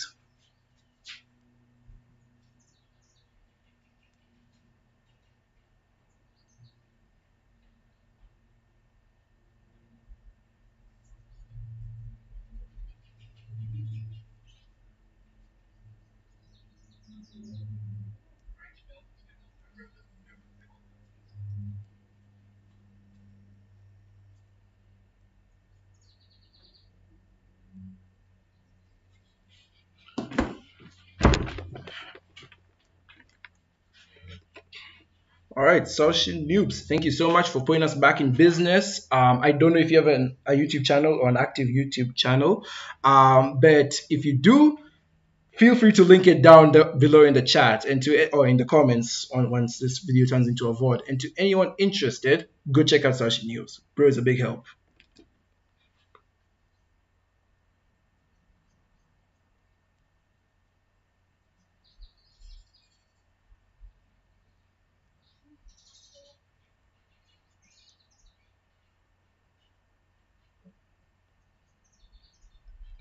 Alrighty then, now that we're back in business, I figured now let's just cap off phase 2. That was embarrassing. You guys went through the first 2 phases of the MCU hearing me and my cringy echo voice. So I apologize for that. Also, Echo, how funny how there's also a show called Echo on this list. Weird. Anyway, Guardians of the Galaxy. I think it's a really good movie. Definitely one of the MCU's like most pleasant surprises, and I advise you check it out if you haven't already. Definitely a fun ride. I had someone describe this movie as like Star Wars on cocaine, and I think that's really a good way to describe it. Maybe it isn't as cocaine filled as like most people think, but it's definitely a very, very fun watch. So yeah, let's move on to the next one, shall we? Next is Avengers Age of Ultron. Alright, I'm ready to die. I'm ready to be burned at the stake, catch some flack for this one because I know people are out for blood to get me here. But I'm just going to say it, rip the band-aid off. I think Age of Ultron is better than the first Avengers. Hear me out. Hear me out. Hear me out. Guys, hear me out. Please. I think... here's the thing. I think Age of Ultron is better than the first Avengers film. And there's a lot of reasons I say this. For one, let me just say Ultron as a villain is better than Loki. Yeah, I said it. I really like how this guy plugged into the internet for like 5 minutes and then just said, yo. Let's see. Oh, we got. Oh, Sashi News. I don't do YouTube, but thanks for that. No problem. No problem. I'll give a shout out if there's anything I need to shout out. Nice rating. What do you do for a living? What do I do for a living? I don't have a job as of yet. I am still in college, and that takes up all of my time. But I do hope to do writing for a living, Mr. Senator. I do hope to write books and movies one day. So, yeah, Age of Ultron. So I think it's a better movie than the first Avengers. As I said, James Spader carries Ultron. First of all, his voice is just amazing. I love listening to James Spader talk. I want this man to read me bedtime stories before I go to bed every night. That's how good his voice is. I also watched him in Blacklist where he plays Raymond Reddington. Beautiful role in that movie. So I just love him playing Ultron in this movie where he's like, oh my god, there are no strings on me. And I just love how he's on the internet for 5 minutes and he's like, humanity's gotta go. Out. Everyone, get out. You're dead. So yeah, I think Ultron's a really good villain. I can't say his motivation is the strongest, only that his motivation is strong enough, as I said, but I also like how he's campy enough for it. I also like the different fight scenes in the movie. There's also like this one fight scene in, I don't know, it's in some, was it like European country, where like fighting on a train, Cap and Natasha like fighting him. Again, it's one of those instances where it's like normal regular people in the Marvel universe with no powers or whatever are going up against like impossible threats, and they're still giving him a run for his money. Like Ultron doesn't have his vibranium suit just yet, and he's being attacked by like, Captain America and Natasha. It's like some really good stuff. I really enjoy that. I also like how Jarvis became Vision and how Vision is able to pick up Thor's hammer. I can only imagine being in the theater at the time, seeing that and be like, what? Someone else is picking up Mjolnir? That's insane. That's crazy. Who the heck does this guy think he is? And like, yeah, I really enjoyed Age of Ultron a lot, in case you can't tell. I think Wanda Maximoff and Pietro Maximoff were very good introductions to the universe. I understand why they had to kill Pietro off. No, I do not have a TikTok, Sashi Noobs. I avoid TikTok. But yeah, so I like how I understand why they had to kill Pietro off, and it makes sense given the context of the later Marvel movies. I think the later movies would just be way too much if they had a speedster. Like Pietro is just too OP for his universe. And given how the Flash TV show turned out, which yes, I did watch all seasons of the Flash TV show, one thing we all need to know is that having a speedster as your hero is a big mistake, very big mistake. Mostly due to the fact that just like writing speedsters is hella inconsistent because they can tend to be too OP and they just render the story of your show or movie meaningless. So yeah. So I'm honestly, a part of me is really glad they killed off Pietro because I just cannot imagine how they would make the later movies with a speedster hero, considering most of their problems would be solved very easily. But yeah, also, another reason why I love the end of this movie, it's kind of the reason why I don't like Man of Steel, because Man of Steel has just had so much unnecessary death for no reason. This movie legit has an island floating into the sky, which is going to crash land back on Earth and destroy everything. And the Avengers actually take time out of, their day, out of the mission, to straight up be like, yo, Fury, get these people out of here. Like, Fury comes in with the helicarriers that S.H.I.E.L.D. had left over, and people are just being evacuated left, right, and center. I also like how Pietro and Hawkeye are like giving up their lives to protect these kids and families to not have the same thing happen to them that Pietro and Wanda did. Because like Pietro and Wanda, their families died to a shell bombing, right? And so like Pietro gives up his life to protect the people. He's like, I cannot let these people become the same way I did. and return to the same, like basically I don't want the cycle of violence to repeat, and I really did like that. So I really like how the Avengers took time out of their mission to protect the people and secure them, get them on the ships, the helicarriers and whatnot, and protect them. And also like Hawkeye's one line being like, we're surrounded by robots, things are going bad, and have a bow and arrow. Again, it's kind of like just a response to those people who don't like Hawkeye being on the team, being like, why is Hawkeye an Avenger? And again, it's the Marvel universe. I feel like the duality between Marvel and DC, like DC is all about gods becoming men and Marvel men becoming gods. I really do think it's really punctuating this movie really well when, like, again, half of the Avengers team are just normal people. Also, Thor pieces out for a bit of the movie and then just comes back at the very end. It is cool. If there's one thing you can rely on Thor on, is having dramatic entrances. And I love the final shot of the Avengers just fighting the other Ultron bots. Call it a CGI fest fight if you want, but I love it. I just love seeing, the camera panning around them as they take on Ultron's goons and whatnot. So, yeah, Age of Ultron to me, a lot better. Not a lot better, but definitely better than the first Avengers movie. Again, I know I'll catch some heat for it, but yeah. So the next movie we're going to be ranking is Ant-Man. Let's see if anything in the chat is going on. Social News, make one. No, I do not want to make a TikTok. That one is fully by choice. The reason why I do not have a TikTok right now is fully by choice for personal reasons. But you have another thing you say here. I'm so serious. You have some pretty good takes on these movies. I think people enjoy watching them there as well. Thank you, man. Thank you. I've heard a lot of my takes are pretty wild sometimes, so I appreciate the compliment here. Hopefully you don't get too mad as the list goes on. So yes, next we have Ant-Man. This movie, I've heard a lot of people say that this movie is like a filler movie. Like, it's not like boring like Captain America 1, for example, like Captain America the First Avenger. It's not boring like that. But I've heard a lot of people say, it's filler movie. It means nothing. You just watch it for the vibes. It's a popcorn flick. But guys, let me just be honest with you. I watched this movie and it is so fun. It is so ridiculously fun. I cannot even handle it. Like before, I'd only watched, Before I'd only watched Ant-Man and the Wasp, and then very recently I watched Quantumania. So I wasn't too familiar with Ant-Man at the time. So I just saw the first Ant-Man movie very recently, and like I feel now that I've seen how good it is, it makes me kind of dislike Ant-Man 2 and 3 because the first movie is just so ridiculously good. For one, I will say it's very cliche in its story, I'm the old father who's trying to protect my daughter, and you and I are fathers, we gotta help our daughters and whatnot, and her mother died in an accident, so our family dynamic hasn't made the same sense. Like we've seen that kind of story before, but what I like about this movie is just the wild stuff it does toward the end. For example, in the second act, the mission fails, right? You expect the mission to fail. We're breaking into is it Cross Labs or whatever, and I think it's Cross Tech or something, the lab, we're breaking into a lab to destroy the Yellow Jacket suit,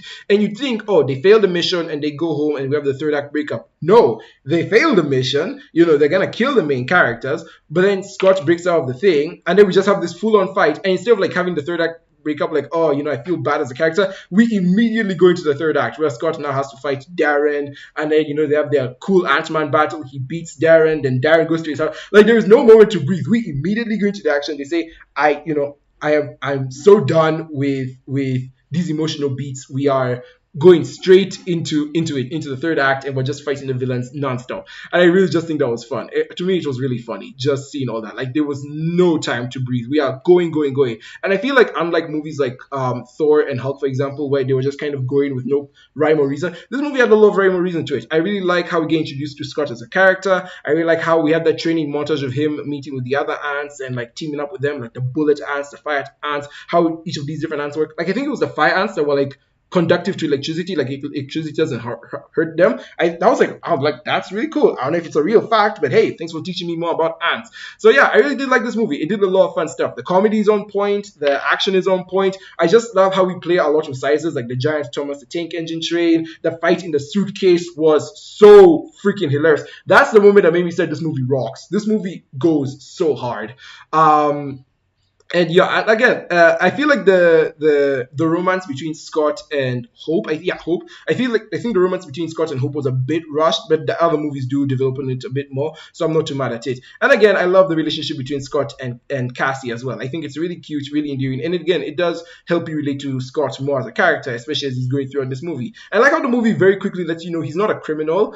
He knows criminals and whatnot, but he's not a criminal. He's not a bad person. He's just how should I say, he does bad things for the right reasons. He's very much a misunderstood character, and I really do like that. And of course, we get to see Darren, who yes, ends up in a suit that very much complements our heroes. Again, this was during Marvel's peak time, like the mid 2010s, when they would just make movies where the main villain has the same powers as the main hero, so they all go on this fight. And this movie very much had that. It kind of suffers a bit from that, where the main villain has the same exact power as the hero. So it's like, okay, we just have the normal CGI first fight with them. But I do like how Ant-Man does beat him. Again, it's very much Chekhov's gun, a lot like, I think, what is the Chekhov's gun movie? The one I pointed out earlier. A lot like Iron Man 2, except I think they did it slightly better. Either way, I've seen a lot of people not really like the first Ant-Man movie. Ant-Man movie. I had way too much fun with it. I honestly, the movie even surpasses Ragnarok's for me. I think I would put it like in the weakest of the 8 out of 10 tier. It's very good. Up next is Captain America Civil War. Oh, so one thing I will say is that a lot of people do say that Ant-Man is very much a filler movie, but like it sets up Civil War pretty nicely if you ask me. I think Civil War and Age of Ultron and Ant-Man build up this movie a lot. So yeah, but before we talk about Civil War, check up on the chat. How are we doing?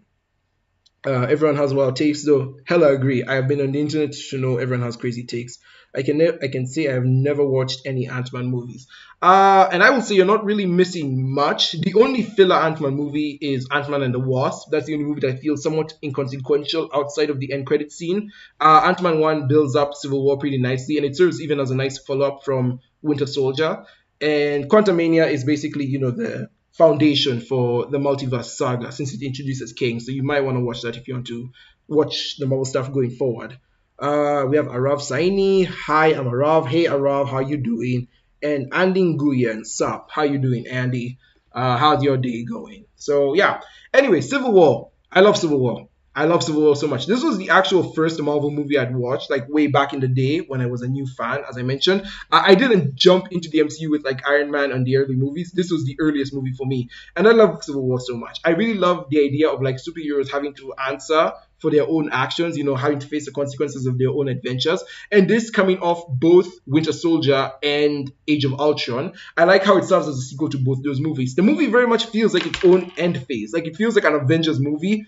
It isn't. It's like how should I say? The movie's called Captain America, but it might as well just be called Avengers 2.5. We're really only missing Thor and Hulk in this movie. So I really like how the Avengers have to answer to their own consequences, how they have to face their own things, and how the heroes get split up into their own teams. And I'm just gonna say it, I'm Team Iron Man. I mean, Team Iron Man has Tony, Black Panther, and Spiderman on it. How am I not gonna be Team Iron Man?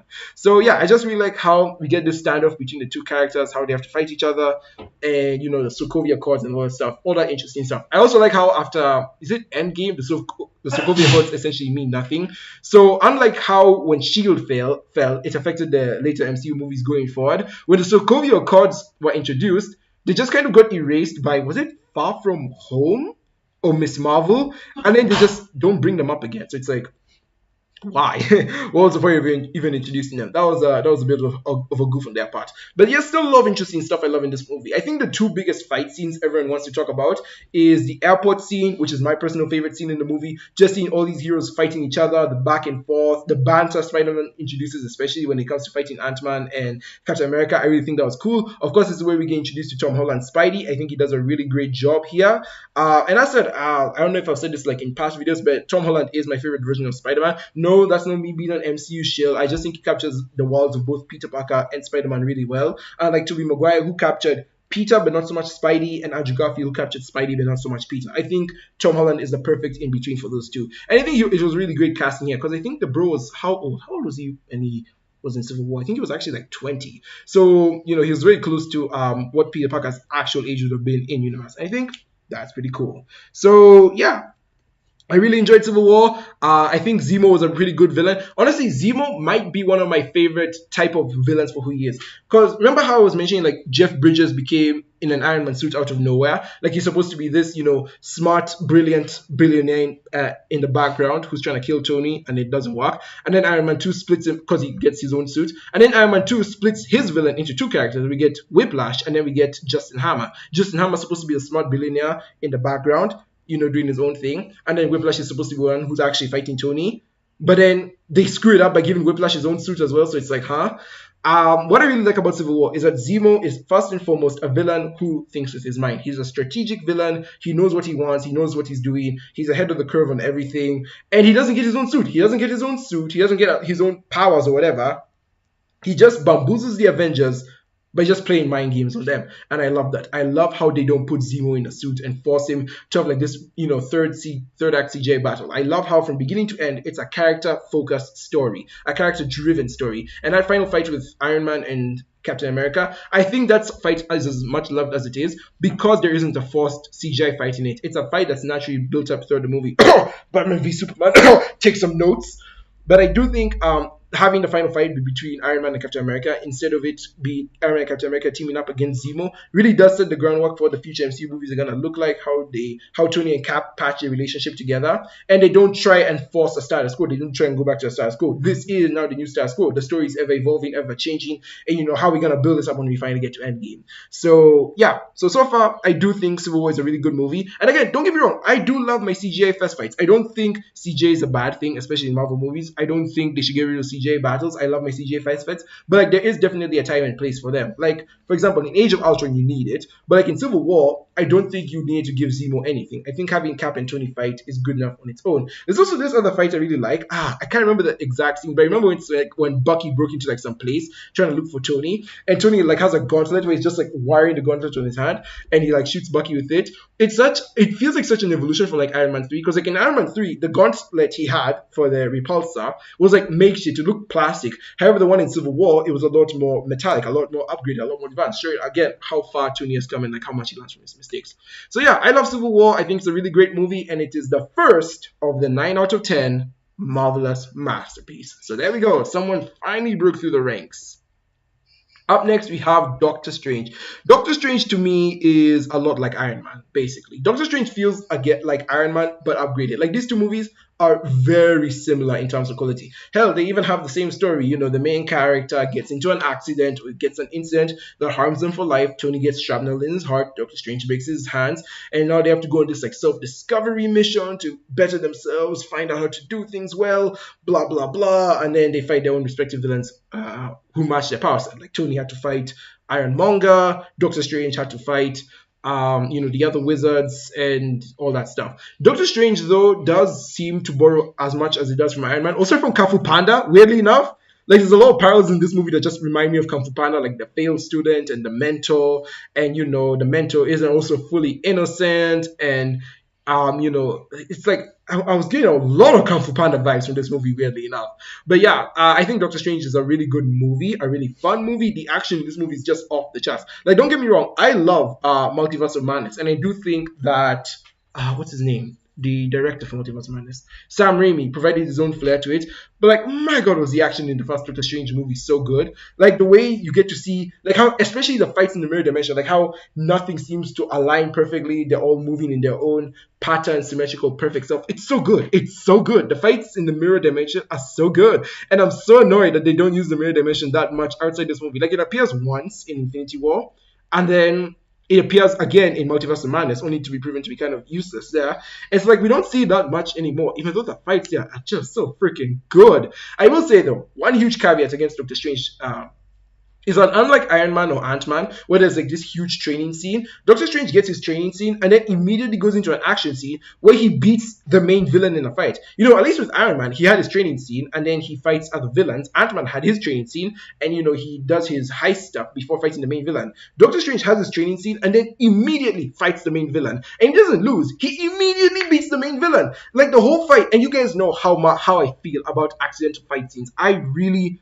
do not like accidental fight scenes. The scenes where the characters kind of like slipping all over the place and whoa, and they accidentally beat the main villain because they're clumsy or goofy or whatever. That's kind of like what the fight was with Doctor Strange and the main, and Cletus, I think, Cletus Cassidy, whatever his face is, between Doctor Strange and Cletus. Cetus, I think it's Cletus. Yeah, Doctor Strange and Cletus. Like, he's just kind of stumbling around the place, breaking glass and whatnot, falling, tripping over himself. He accidentally gets a cloak of levitation. He accidentally conjures this spell to trap Cletus in the machine, in the the acupuncture machine. It's like, it's very accidental, very goofy, and I don't like it. I do not like accidental fight scenes, especially considering he's going up against the main villain. You cannot be having this, my dude. So yeah, not a huge fan of that fight. Everything else, though, is really good. I do like the final fight. I do like Dormammu. I've come to bargain. It's not a big CGI fight fest like a lot of people would complain about. It's actually Doctor Strange being smart and using his wits against the main villain. Really good stuff. I like it. So Doctor Strange goes into the multiversely awesome tier. I put it. It's very similar to Iron Man in terms of. Is that the door? It's the door.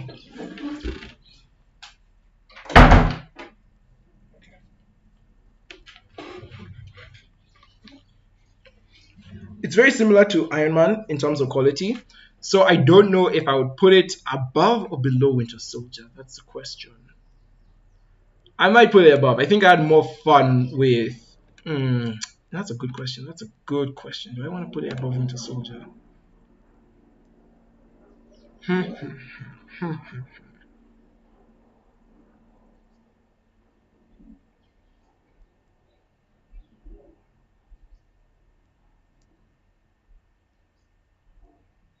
Yeah.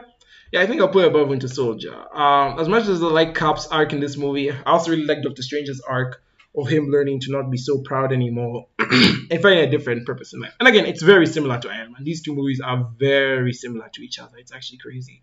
Again, it's as if it just copied Iron Man. Someone's like, hey, bro, can I copy your homework? Sure, just don't copy it too much. And then you proceed to copy it a lot. But either way, I enjoy them both. It's not like a blatant ripoff. All right, next we have Guardians 2, Guardians of the Galaxy Volume 2. Is not as good as the first one, but it's still really good. I'll just get the good points out of the way. I like how emotional it is, especially like with Rocket and Yondu and Peter and Yondu and his dad. James Gunn is very good at telling stories about like dysfunctional fathers and like, getting out of that makes me wonder what was going on through his life. But I really do like this movie, especially when it focuses on the father aspects, about how Yondu was a better father to Peter than that was his father's name, than Ego could ever be. I also like Mantis. I really think she's a great introduction to the cast here. She easily became my favorite Guardian as like the movies and installments went on. She's such a fun character. I also like how Peter and Gamora slowly build a relationship in this movie. Gamora and Nebula also sort out their beef. I think that was really interesting. There's just a lot more for the characters to do in this movie, I'd say. There's a lot more for them to do in this movie than in Guardians 1, I'd say. Guardians 1 was very like stereotypical, cliche, classic to an extent. But this movie at least gave them a bit of nuance to work with. However, with that being said, the pacing in this movie is also just not good. It's not great. We jump from plot point A to plot point B to plot point C and then back to A at a very not fun pace, I want to say. I feel like we don't give enough time for things to breathe. The movie feels like it both has too much to do and too little to do. And it just kind of feels a bit unfocused in those areas. Another thing I would say about this movie is, well, it's not a carbon copy of the first movie. It does recycle a lot of beats that are similar, and might have issues with those. So yeah, for me, I'd say Guardians 2 is a very good movie, very fun movie, very reminiscent of what made Guardians 1 work. However, it does have a few things that pull it back from being a great Guardians movie. But I do think it does have a lot going for it. Definitely the best out of the Ragnarok's tier. Very much up there. So way to go, Guardians. Next up, we have Spider-Man Homecoming. This was it the first? No, not the first Spider-Man movie I've seen. But it was good. It's a very good Spidey film. I remember the hype to this film actually being somewhat genuine. Like, there were a lot of people who were interested as to how this film would turn out. I remember it was also advertised on a lot of networks like Nickelodeon. I'm wondering, how is it even made now? Nickelodeon. But yeah, for all intents and purposes, this is a really, really good film. I think it's a really good Spidey film, a nice introduction for this character into the MCU. I like how we don't have to go through Peter's backstory for the millionth time. And a lot of people are complaining that this is Iron Man 4 because Tony has a presence in it, but like, he doesn't have that huge of a presence. Looking back, he's not in a lot of the movie. I like Vulture as the main villain, though again, same complaints I had for Vulture as I do Iron Man 3. A lot of Peter's villains are just Tony's villains recycled for him. It's like, come on. Like, Vulture should be going after Tony, not Peter. But whatever. I love Michael Keaton as Vulture. I think he does a really good job as a character. Everyone agrees the car scene is really cool, like, swing away, Spider-Man, and all that fun stuff. I like Peter's character. How he just wants to go through high school while also doing his Spider-Man nonsense. Gives me a lot of Spectacular Spider-Man vibes, except this Peter feels a lot more innocent than Spectacular Peter. Not as much to say with Homecoming. It's a very basic Spider-Man movie. It's not great. It's not amazing, but it's also not like the worst thing ever. I call it like the most average Spider-Man movie to ever average. There's nothing amazing in this movie that makes it stand out from the rest, but it's also like a really fun watch. If you're interested in the character of Spider-Man, I'd give this one a go, especially considering he like teams up with other Marvel characters. I'm also not sure if like Marvel had a deal with Sony that if Spidey were to appear in an MCU movie, he must be accompanied by other Marvel characters. Because like in Civil War, he had the other Avengers. In this movie, he had Tony. In Far From Home, he had Nick Fury. And then in No Way Home, he had Doctor Strange. So I don't know if there's a contract thing there. But yeah, Spidey has interacted with like a major Marvel character in every one of his movies. So Homecoming definitely goes here. It's behind Guardians 2. Guardians 2 holds a bit more emotion than Homecoming. But Homecoming still has the thing. Ooh, the building scene. The scene where Peter's in his homemade suit and has to lift up the building. You know, if you're nothing without the suit, then you don't deserve it. Hard line, definitely a great line, and I do think that captures the core of Spider-Man. That Spidey is way more than his suit. Like Spidey is, and that's the thing that I don't get. A lot of people complain that Spidey is like Iron Man Jr. or he's like Iron Man 2. You know, he's like trying to take over Iron Man's position. He's too much like Tony Stark. But like I don't see it. Aside from them both being very good with technology, Spidey is not Iron Man, and they've been saying this since the first movie. Tony feels like he's nothing without his suit, and the whole point of Iron Man 3 is learning that he's more than his suit. Spidey also has to go through the same lesson, except Spidey had to learn from the beginning that he is more than his suit. That if you're nothing without the suit, you don't deserve it. But Spidey has to learn this lesson that he's not Tony. He's not Tony. He's never gonna be Tony. He just has to do his best to fill in Tony's shoes and live up to his legacy. And I think that was a really cool arc for Peter to go through. So yeah, the building scene, the fight on the plane, all of that was really cool. But all in all, just a regular Spider-Man movie. Not really much to say else about it. Next up, we have Thor Ragnarok. This movie is buckets of fun. It is ridiculously funny, while at the same time also just being genuinely emotional. It is a fun watch of a movie. I don't think there's really much else to say other than, yeah, it's a great movie. I feel like everyone has sung the praises of Thor Ragnarok to death. But yeah, I feel like it's as funny as it is action-packed. It also has some emotional beats here and there. Like Odin's death could have been done better, but the destruction of Asgard was truly felt until Korg made that joke. And Thor realizing that he's not the god of hammers, but instead the god of lightning. I feel like that just brought his arc full circle. Like in the first movie, he learned that he had to be more than just his hammer. Oh no, in the first movie, he had to learn how to be humble. In the second movie, he had to learn, basically, you know, that his family is the most important thing. Here he has to learn that he's more than just his hammer. His hammer can't do the fighting for him. And this may just be me, but I like it when Thor just uses his lightning. Don't get me wrong, I love Stormbreaker as much as the next person. But when you just see a fully realized Thor embracing who he truly is, I mean, how much more awesome can you get than that? How much more of a fully realized character can you get than that? I also love Hela as a villain. I think it's Kate Blanchett. That's the actress's name. She does an amazing job playing her. And yeah, Hela is such a deliciously evil villain. And like, I feel like the fact that we can remember her to this day, like we still think about her to this day, shows how effective she is. So yeah, good villain. I also like Thor and Loki's dynamic in this movie, how they actually come to understand each other, how they come to, how should I say, come to an understanding of each other. Like in Thor 1, they were very much enemies. In Thor 2, they had to team up as a sort of marriage of convenience. But in Thor 3, it's like, yeah, you know, we're trying to make amends, we're trying to become brothers, and I really do like that relationship between them. The other characters, like on Sakara, like Korg, the Grandmaster, they're all fun. There's really not much I can say there. They all play up for comedy purposes, and they're all funny. The movie is ridiculously funny to this day. I also like Valkyrie. Valkyrie is a really cool character with a tragic backstory, though they don't really play it up with as many emotions as they should. So, I don't know, maybe that's just me. But yeah, Thor Ragnarok is definitely a top tier MCU film. I wouldn't put it in the 9 out of 10 category. I'll probably put it in like the top of 8. It's better than these other ones. I've said it. Next up, we have Black Panther. So yeah, I enjoy this movie a lot. I like how it tries to represent all of Africa. It's not like the later installments, Marvel installments of like different characters and where they come from. Like how Miss Marvel is very much a Pakistani show, or Echo is very much a Native American show. It's like Black Panther is very much a stereotypical African show. It's not trying to adapt like one African country. It's trying to like pay respects to all of them, which I have some mixed feelings on. For one, I know Wakanda's a fictional country, so of course, you know, you can't try and create a culture for a fictional country where you could just, you know, pay respects to all of them. It's not like Pakistan or America, which are very real countries. It's like a fictional country, so you do need to like base it on something. So basing it on all of Africa, it's fine. However, on the other hand, it's like you could have gone the extra mile maybe to actually, you know, get some African inspiration. I don't know. But I do like how Africa is represented here.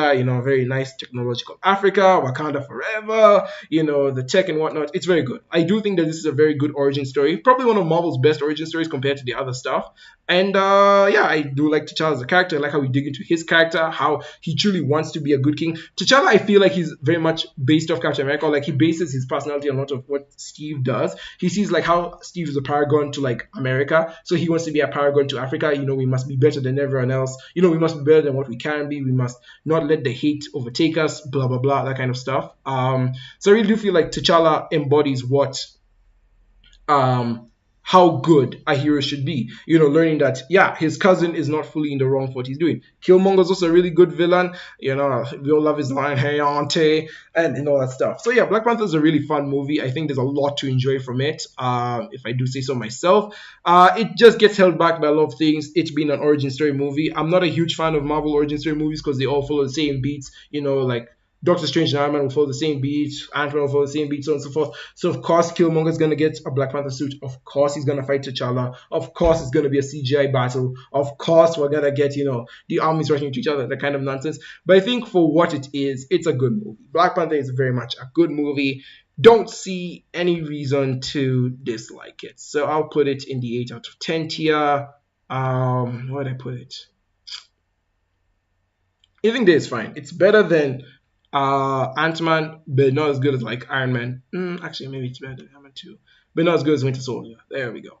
That's a good place to place it. Oh god, I look like a Marvel shill now. Look how much stuff is in the high tiers. Oh god. I'm not saying I want the stuff to be in the lower tiers, but yeesh. Alright. Next we have the big one. The showdown of all showdowns, Avengers Infinity War.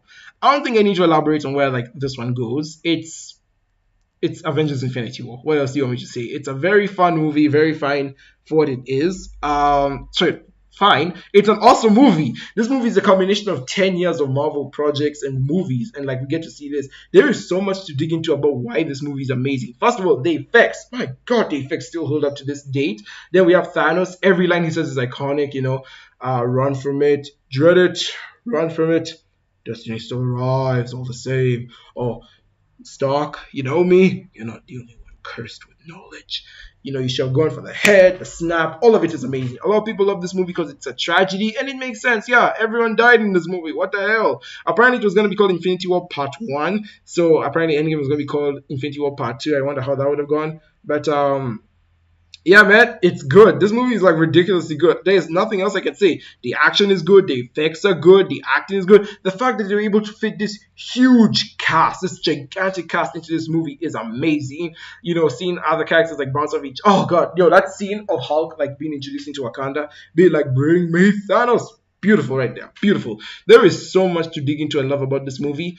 And it's so weird to me like how people can actually praise this movie for like ending on a cliffhanger, yet also get on Spider-Verse's case for not ending on a cliffhanger as well. It's like, huh? What? Why are you getting mad at Spider-Verse and not mad at Infinity War? They both essentially end in the same area, in the darkest hour. I don't know. Anyway, I love Infinity War. It's a very good movie. Definitely one of Marvel's best. You gotta give respect to the G's when you can. Better than Civil War. Very much a 9 out of 10 movie. There's probably like one or two things I don't think mesh too well, maybe in terms of like pacing. But otherwise, a very good movie, all things considered. Next, you have Ant-Man and the Wasp. Oh, wait, before we talk about that, we have Rayman Raman. To me, Ato Kalo Keno. To me, Kintu or Kalo you, bro. Fire, I love you, bro. All right. I don't understand most of what you said, Raynan. I'm very sorry. Don't understand that. But I do say I love you, bro. So, hey, man, I'm just going to say love you, bro, too. I'm going to give you a heart. And, yeah, so shout out to Raynan. Rayan. Cool. Now we have Ant-Man and the Wasp. So before, this movie used to be, it used to be one of the higher tier Marvel movies. I appreciated it for what it was. However,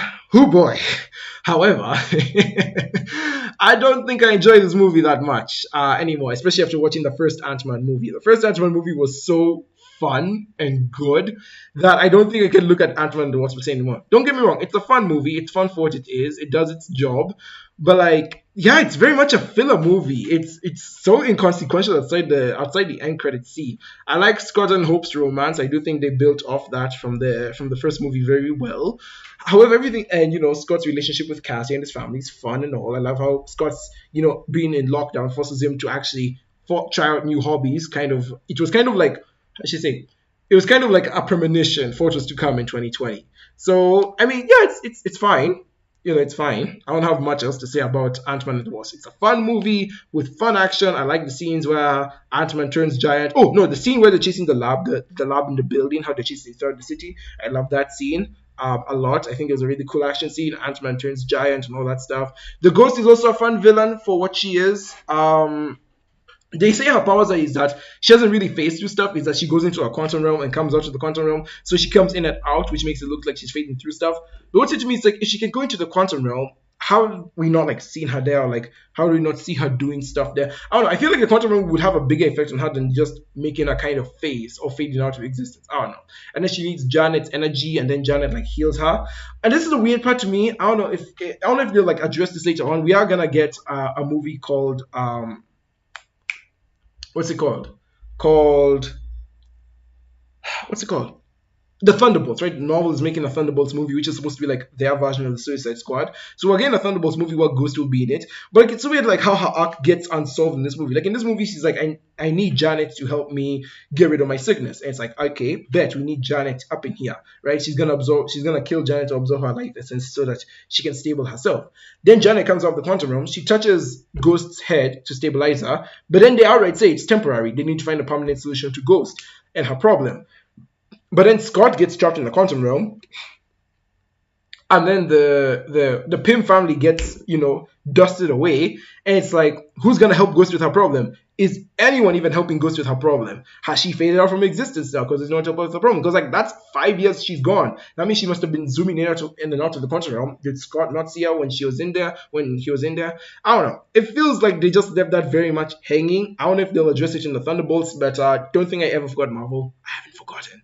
So yeah, as for Ant-Man and the Wasp, it's a fun movie for what it is, but its quality has decreased in my eyes a lot, especially since the first Ant-Man movie has came out. I'll still give it a 7 out of 10. It's not that bad. It's not, in the secretly passable area. Yeah, I still have some fun with it, so I'll leave it there. Up next, we have Captain Marvel. I remember back when this movie was coming out, I had hyped it a lot on my channel. I thought this movie was going to be the movie of the century, the one that changes the game for everyone.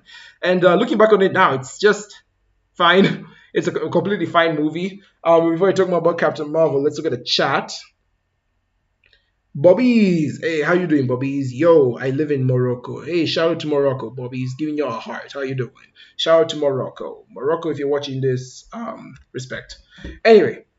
So, as for Captain Marvel, it's a perfectly fine movie. I like Carol's arc, I guess, of figuring out who she is, regaining her memories, realizing that she's more than the world tells her to be. And the action is fine. I like the train fight. I like the final fight in space, how she basically gets the villains to run away just because of her sheer power. Though the movie just very much overpowers her. Like, they overpower to the extent that you're like, okay, or at the very least, they hype up her power. Like, maybe she's not as powerful as this movie makes out to be, but the movie does make out to be very powerful. It's like, okay, cool, we don't have any problems with her going on. And it's like, yeah, we technically don't have any problems with her, which is something even the Marvels brings up, and I'll talk about that. But it's like, yeah, if you don't have any problems with her, like, if she's just all powerful, what's the point of even having this story with her? You know what I'm saying? It's like, you've created a Superman problem, when now you have to actually think of excuses not to have a show up in other movies. I don't know. That's just me personally. I don't know how to feel about Captain Marvel's character. The other characters are somewhat boring. I didn't really care about them too much. I liked what they were going to the Skrulls. I like how they introduced the Skrulls. I was very excited for where the series is going to go, because, spoiler alert, I watched Avengers Earth's Mightiest Heroes. I know the Skrulls were involved in Secret Invasion, so I was like, ooh, maybe we're going to get a Secret Invasion story. Like, maybe we'll get a saga about it, like a couple of movies, a show maybe. And yeah, we did get a Secret Invasion show down the line. It wasn't what we expected, but I'll talk about it when we get there. As for the Skrulls, I saw a lot of potential for them, and I was very excited to see where they would go. I was very excited to see how Captain Marvel would add more to the MCU. Get out. If it's a go. Okay, I was very excited to see what they would add to the MCU, and yeah, I guess we'll just wait. So I say we'll just wait, but now that you've seen what they've added, I don't like it a lot. I'm not a huge fan of the Skrulls overall. Overall, Captain Marvel's a fine movie. It's very harmless and unoffensive. I don't think it was worth the rage that internet meatheads were screaming about back then. It's just a fine movie for what it is. I'd put it. Well, I was more entertained by it than Thor: The Dark World, for example, but it's still not as good as Thor, so it's passable. Up next, we have Endgame. This is not just, in my opinion, the best Marvel movie. It's one of my favorite movies, period. Not just even my favorite superhero movie. Okay, it competes with Spider-Verse for the superhero movies, but like just one of my favorite movies in general. It is so ridiculously good. Like, a lot of people say, oh, I know I'm gonna get a lot of comments or people say, oh, you only like this movie because of the third act. You only like it because of the battle against Thanos. And while that does play a part, the other three parts of the movie is really good. I like the first act of the movie where we get to see what the world looks like 5 years later after the snap. It's the only piece of Marvel content we have that actually focuses on what a snapped world looks like. Because like every other Marvel project after this focuses on how the world is reeling in after a snap, after grief and all those sad emotions. We're focusing on what the world looks like post snap. But now with Endgame, we actually got to see a brief glimpse of what the world looked like when the people are snapped, not just after after Endgame, not after they came back from the snap, how people were acting when they snapped. I think that was really cool. I like the time heist. I'm a huge time travel fan, so of course I was gonna like the time heist. I like how we hop through different time periods, and I feel like the way they describe the different timelines did make sense to me. It's an alternate timeline they visited. It's an alternate timeline that they need to keep alive by returning stones to it, because if they don't, both the timelines are gonna end up dying. It made some sense to me, or at the very least, it made sense enough in the movie's perspective. They weren't hopping universes yet. They introduced the concept of the multiverse in Endgame, but we didn't really get to delve into the multiverse until like Loki, for example. It was really just alternate timelines that branched off into multiverses. And of course, we have the third act, which is one of the best spectacles I have seen in any movie ever made. Just seeing this, again, huge cast of characters that Marvel was able to hire for their movie. Just this huge cast. And you get to see all these superheroes meeting up together. And they just have Avengers, ding, assemble. Like, the slow build to the fight was amazing. Like, we have 2014 Thanos, who shows up in the MCU.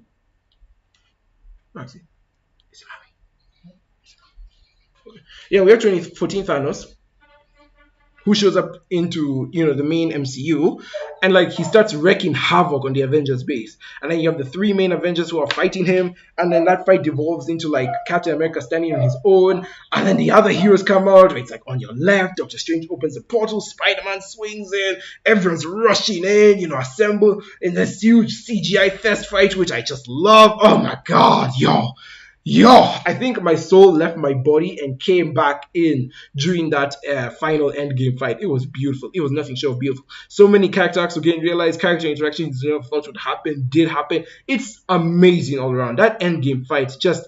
it had me by the collar. It was awesome. And then Tony dies, I love you 3000, and then his funeral, and then, build up to where the MCU will go from here. It's the only Marvel movie so far, I think, that didn't have an end credit scene, and it was so amazing for that. I love Endgame with all my heart. It is such a freaking fantastic movie. A lot of people are gonna complain. They're like, oh my god, they degraded Thanos. They made Thanos a one-dimensional villain. He's evil now. And it's like, but Thanos was always evil. The only reason we saw Thanos as a complex character was because in Infinity War, he saw himself as a complex character. He saw himself as doing the right thing.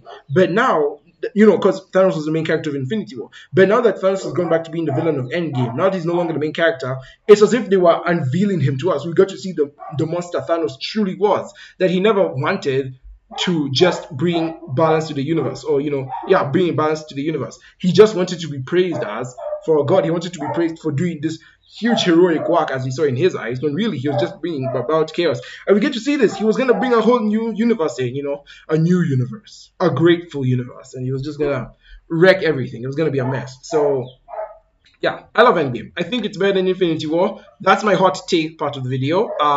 I imagine everyone's left now. Goodbye, everyone. I think everyone's gonna hate me now for this, but I do think Endgame is better than Infinity War, and it is a high score Marvel project. Way to go, guys. So yeah. So I bet everyone's left at this point. We have a new person. Ambrose Sharp. Hello, Ambrose. How you doing? I'm doing well myself. So hope you have a good day, Ambrose. Go live your life. Next up, we have Spider-Man Far From Home. I enjoyed this movie. I know a lot of people, so I don't know why, but out of nowhere, because I remember back when this movie came out, everyone loved Far From Home. But now, like, all of a sudden, people are hating on it. They hate Far From Home. I'm like, what happened? Where did this hate come from? It was just like so overnight. But I don't know. I love it. I really love Far From Home. I think it's a really good Spidey film. I think it's a nice build up from Homecoming. It improved in all the areas I was disappointed in for Homecoming, except the villain. As much as I love Mysterio, I love his charm, I love his motivations, and I love that one scene with him, which I'll talk about. He is still a Tony Stark villain who got pushed to Spider-Man, which should never be the case. How are we still doing this even with Far From Home? But I do like how Far From Home is very much an epilogue movie to the Infinity Saga, just wrapping up everything that we left behind. Again, I like Peter's arc of wanting to not be Spider-Man for a bit, just so he can go on holiday. And yeah, he's not in New York. He doesn't need to be Spider-Man, but he's still forcing to be in Spider-Man. It's something that he has to embrace at the end of the movie, and he makes himself a suit. I'm just going to say, the black and red suit looks cool. It is so much cooler than the blue and red one from Homecoming. Fight me. It's even cooler than the final swimsuit. In fact, the black and red suit is one of my favorite Spidey suits, period. I also like Nick Fury in this movie. He's not as goofy as he is in like the Marvels, but he's also just kind of there doing his own thing. You know, it's I don't really like he doesn't leave too much of an impression on me. I do like the side characters though. I do like Spidey side characters like Ned and Flash. They were a lot of fun to hang out with, and even Betty. So it was fun. I really do think that this kind of got the core of who Spider-Man is, and I dare say it's probably even better than Ragnarok. And of course, my favorite scene from this movie, the scene that carries this movie hard for me, is the Mysterio scene. The scene where he's messing around with Peter, giving him these crazy illusions, you know, kind of messing with him mentally. Love that a lot. I think it's really cool. So yeah.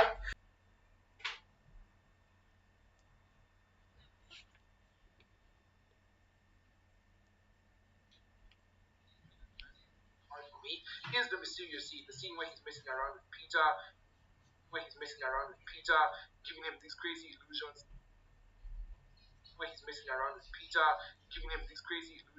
You know, kind of messing with him mentally. Love that a lot. I think it's really cool. So yeah.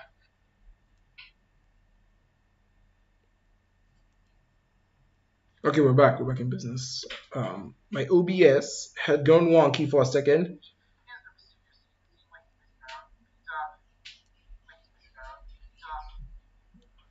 Sorry guys, my OBS had gone wonky for a quick second, but we're back in business. Welcome back. So, WandaVision. What do I think of WandaVision? I think WandaVision is really good for what it is. It's a very solid movie, very, how should I say? Sorry, not solid movie, very solid series. And it takes advantage of the fact that it's a TV show. My main issue with the Marvel shows is that a lot of them feel like they were movies that were just stretched out to become TV shows, which is the main complaint a lot of people have. You know, you have your Hawkeye, your Echo, your Secret Invasion. A lot of these feel like they were just started off as movie concepts, stretched out to become TV shows, and people didn't like them for that. I, however, like WandaVision because it actually took advantage of the fact that it's a TV show to the fullest extent. Every episode was a different genre or format. The first 2 episodes were black and white. Episode 3, and you know, they were focused on different comedies. Like episode 1 was on the 50s comedy, episode 2 was on the 60s comedy, episode 3 was 70s comedy, episode 4 was 80s, and so on and so forth. And I really do like how we dug into that and focused on the different comedies as the series went on. The finale, as a lot of people have said, is very much the weakest part of the show. You know, as much as I love a good witch battle between Wanda and how should I say, and Agatha, I feel like a lot of the mystery and the mystique kind of got removed, and it only really came back when Wanda crowned herself as a Scarlet Witch. And then, of course, yeah, we have the scene where, you know, she frees the town, and Monica tells her they'll never know what she sacrificed for them. It's like, girl, what do you mean by that? She enslaved people. She created a fictional family. I feel bad for Wanda because she's suffering mentally, but saying that she's blameless in all this is kind of crazy. It's kind of crazy. I also like how this is the first time we get introduced to Monica as a character. I think she was really cool. A lot of the characters from the early movies actually come back, like Darcy and Jimmy. Oh, by the way, I forgot to mention Jimmy Woo. Fun character. Definitely one of the best parts of Ant-Man and the Wasp. But yeah, a lot of old characters come back, and I like how Monica is introduced here. I like how she also gets her powers by walking through the witch hex. Makes me wonder how many other people would have gotten powers by walking through that hex. And yeah, as I said, it's a very fun movie that does its not fun movie, very fun show that does its own thing. I love Agatha as the villain. You know, it was Agatha all along. And I also like a lot of the plot twists that come in, like White Vision, but not that there's a White Vision. It kind of undoes the sacrifice in Endgame. It felt very much like a gotcha moment. Like it was good for the moment, but not very good for like the long term thing. Like, are we gonna see White Vision again? I don't know. You don't know. No one knows. So it was very weird having the White Vision stuff in this movie. Very, very strange. In this show, very strange. But the other plot twists, like Agatha being the main villain, was pretty cool. I loved the theorizing that everyone had for this show when it came out. It was very, I don't know, like why, but it just felt like such a huge buzz. It felt so good being part of like the Marvel fandom again. Like, oh yeah, Marvel's back. I don't know. To me, WandaVision definitely could have had a better landing. I've seen worse a lot. I'm not gonna lie, I've seen worse landings for shows. But I do feel like even though its ending was the weakest part, it's still a fun show overall. I'd place it. Where do I place it? Let's go up. I place it ahead of Age of Ultron. Why not? Yeah, that's where I place WandaVision. I don't think it's bad by any means. I know a lot of people are retroactively hating it. I think it's good. Next up, we have Falcon and the Winter Soldier. This show is what I would call popcorn show. It's a popcorn fun show. That's all you really need to know from it, really. Yeah, that's it. That's basically it. It's a fun time to have with a snack, but other than that, it's fine for what it is. I like Falcon and the Winter Soldier. I don't think it's one of Marvel's worst shows like a lot of people do. I definitely think it could have benefited from being a movie. I could easily see this being, Captain America 4, the real Captain America 4, instead of Brave New World. So that means we'll get 5 Captain America movies. But what it is, it's fun. I love the dynamic between Bucky and Sam. It's really fun, really engaging between the two of them. Zemo comes back. Once again, he's a fun villain. I love the dance scene with Zemo Though he does become a bit too goofy as the show goes on. Like the dance scene was one thing, but now all that threatening menace he had in the earlier movie, like in Civil War, is just kind of gone. I don't even think he once talks about Captain America being dead or retired, considering how much hatred he had for him. Instead, it was just him and Bucky having their own things. I like how the Dora Milaje comes back again. The world building is just very good and very fun in this movie. But overall, it's just fun. Falcon and the Soldier is just a fun movie, a fun show that easily could have made a fun movie. So yeah, as said, I like the character dynamics in this show. I do like the world building it does, especially in a post-Endgame world. But it could have been better. It's just fun for what it is. A fun watch, but for popcorn, really. So it's better than First Avenger. I might say it's better than Iron Man 3, because at the very least this one sticks a bit closer to the character and hits a bit closer to home than Iron Man 3, if I'm not wrong. Okay, cool. Next up, we have Loki. So Loki is a very interesting show for me because season 1, I would give season 1 very much like a 7, maybe 8 out of 10. But season 2 is a 9 out of 10, hands down. It is so good. I love Loki season 2, and it's definitely a breath of fresh air when it comes to Marvel projects overall. Season 1, however, was a rough ride. The first episode was fine. Then we get to episode 3, where it just kind of lost the plot.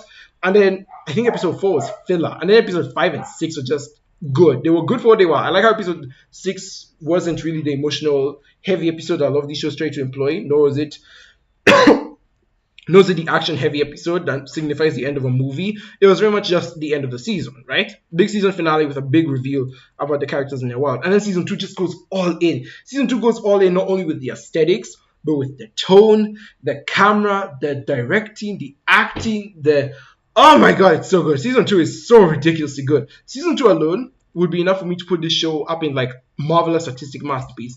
But season 1 does kind of drag it down for me. I will say. Season 1 is very much not great in my eyes. It's very disappointing, I dare say.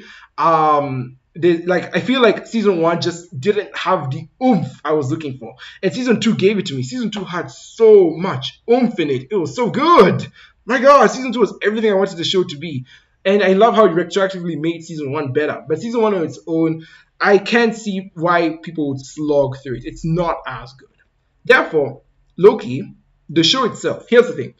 I will say this on the record. Loki season 2 on its own is a 9 out of 10. It's almost perfect. Just a few things missing here and there. But if we're taking both season 1 and 2 into account, the best I can do is give it a high 8 out of 10. Maybe if I were to give it an 8.5, if I believed in decimals, it would go there. But as it stands, it's an 8 out of 10 show. It's almost perfect, almost there. It's just that season 1's a bit of a slog to get through. But season 2 is just so ridiculously good. It's worth it. I'm just going to tell you, if you're interested in watching Loki, watch it for season 2. It might seem like a slog, but it's going to be so worth it by the end. Alright. Next, we have Black Widow. This movie is fine. It's a lot like Iron Man 3 for me, where it succeeds in being one part but fails in the other. Iron Man 3 was a good movie overall, but it fails as an Iron Man movie. Black Widow is very much the same, where it's a good spy movie, but it's not a good superhero movie. It is by no means a good superhero movie. And I can see why a lot of people don't like it. And Black Widow herself gets a lot of, how should I say, plot armor. Like, because we know she dies in Endgame, she has a ridiculous amount of plot armor. Like, there's this one scene where she's like in this high speed chase with what's her name, Yelena, and they both like crash their car down into a subway, and this car gets like a nasty crash. It like explodes and whatnot, and it's like, they how did she not die or even get a broken bone from that? Or there's another scene where she hits her head on multiple metal railings as she falls from a building, and she's not dead. Like, she gets a dumb amount of plot armor in this movie. And then of course we have, how the main guy who owns Hydra, Ivan, who like, the Black Widows can't kill him no matter how hard they try because of his pheromones, which is okay, fine. They can't kill you because they smell you. But what's wrong with her going into another room and sniping you? What's wrong with her sniping you from like, from another building? Why is it that she can only not kill you when she's close to you? Maybe if he said like he had a mind control device that prevented the Black Widows from attacking him at all costs, kind of like how the clones in Star Wars have that chip in their heads that make them kill the Jedi, like they leave them no choice but to kill the Jedi. I don't know. I feel like if there was something like that for Black Widow, it would have made sense. But like, just having it be his pheromones, his smells, is such a dumb excuse. The action in this movie is very good for the most part. I like how it's very much fisticuffs, hand to hand, and you can see the different martial arts of these characters. I also like how at the very end, there's this really cool action scene when Natasha and her family, they blow up they blow up the Red Room, and they're falling from the sky. And Natasha like has to save Yelena. She has to fight Taskmaster, and they're like falling with the debris. And it's like, that's a really cool action scene. I like it. However, with that being said, we also have Taskmaster in this movie, who I did not like. I did not like Taskmaster in this movie. Why did you make Taskmaster a tragic figure? Taskmaster is supposed to be this menacing villain who studies his enemies and is able to copy their moves instantly. Why are they some chick who just happens to be the daughter of the main villain, and they're not even that good at copying tricks? Like, they copy a few of Natasha's moves, maybe a couple of Steve's moves, but that's it. They don't copy the fighting styles of any other character, and it's, frustrating. Like, come on, bro. Yeesh. I don't know. To me, I did not like Taskmaster. They were very poorly characterized in this film. They were done dirty. I do hope Thunderbolts redeems her in some way, shape, or form. Maybe they can make her the menacing villain mercenary she was meant to be. That's if they bother actually going through with it. But as it is, I don't see any hope for it. So, yeah. Overall, Black Widow is a perfectly fine movie. Again, it's passable for what it is. Better than Captain Marvel, I'll give it that. However, I can't rate it as high as Thor. Because with Thor, I at least felt for Thor's character arc, his journey. With Natasha, I hesitate to even say she had a character arc. Like, what did she do in this movie? You know what I'm saying? Like, what the hell did she go through? So, yeah, Black Widow, 6 out of 10. Not really much to say about it. Good spy movie, good action, fisticuffs and gadgets and whatnot. The Prison Break was also pretty cool, the whole avalanche. But outside of that, very, very meh movie. I wouldn't say it's the worst, but it's also not the best. All right, I saw a comment pop up in streams. Let me just put the next thing we're ranking here. Shasta Crosstein, shout out to Shasta Crosstein. I just joined.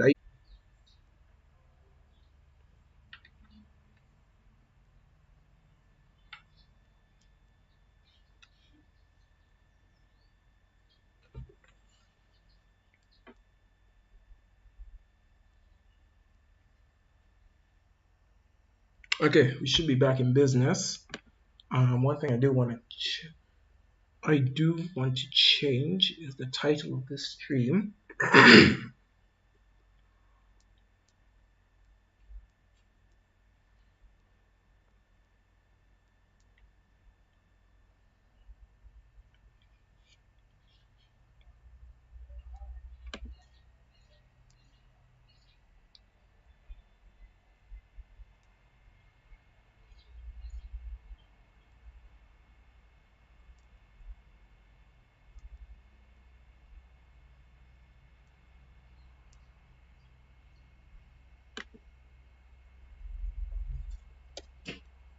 Let's change it so that fans know what they're in for.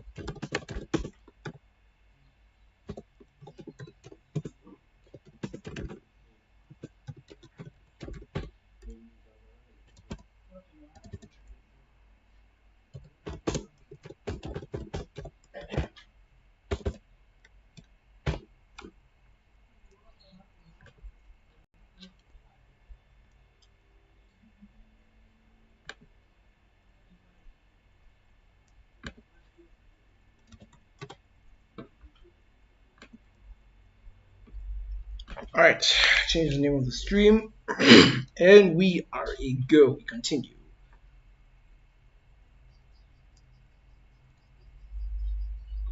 Right, next we have What If. Here's the thing. I know What If is not very much loved within the fan base. I'm just gonna pull off the band-aid right now.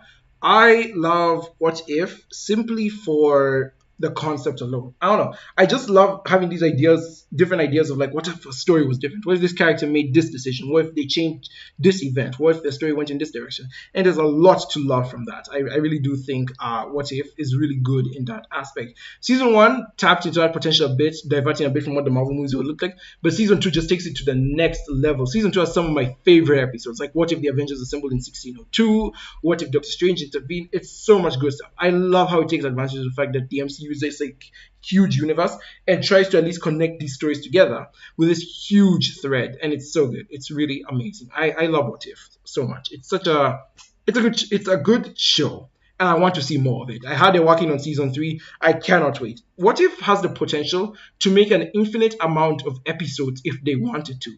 And I, for one, am here for it. As long as we keep getting MCU movies, we're still going to get more ideas for What If. So, for me personally, very excited for season 3, and I hope they keep making more of it. The animation season 1 is a bit rough, but I love how they added onto it in season 2. There's actually a bit of shading, a bit more color in season 2. It's really great. And yeah, What If, for all intents and purposes, it's a show made for me. I know a lot of people don't like it, but for me personally, it was a show made for me, and I really do think I deserve nice things in life. So give me What If. Better than said it. Yeah, I said it. Fight me.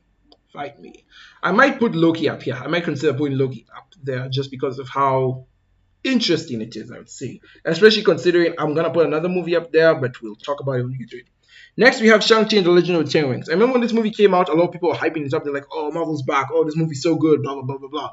And to me, I'm just thinking, is it really, though? I mean, it's a fun movie. It's a nice flick, but, like, is it really that great, though? To me, I don't think the movie is, like, at best, it's a 7 out of 10. There's really not much with it. And it's like, yeah, there's really not much with it. It's a fun movie. It's got good action. I like the character of Shang-Chi. I like Wenwu, his dad. The dragon at the end is definitely the best example I can come up with for, what's that saying? The saying of, oh, yeah, it's a CGI fest fight. You just wanted to have an excuse to have a CGI fest fight. The dragon and the bat, we did not need that giant battle between them at the end. I feel like the fight with Shang-Chi and Wenwu was a good enough conclusion to the movie on its own, even though it was literally, main character has the same powers as his enemy. But again, yeah, it felt like the most Marvel movie. It was to me, Shang-Chi felt like the most Marvel you could get with a Marvel movie. It, like, if I was to give someone the perfect example of what Marvel represents, it's this one. Shang-Chi, perfect example of a Marvel movie. It very much symbolizes that, I would say. So, yeah, that's the best way I can put it. All right. So, Shang-Chi, I would put it in like 7 out of 10. It's not bad.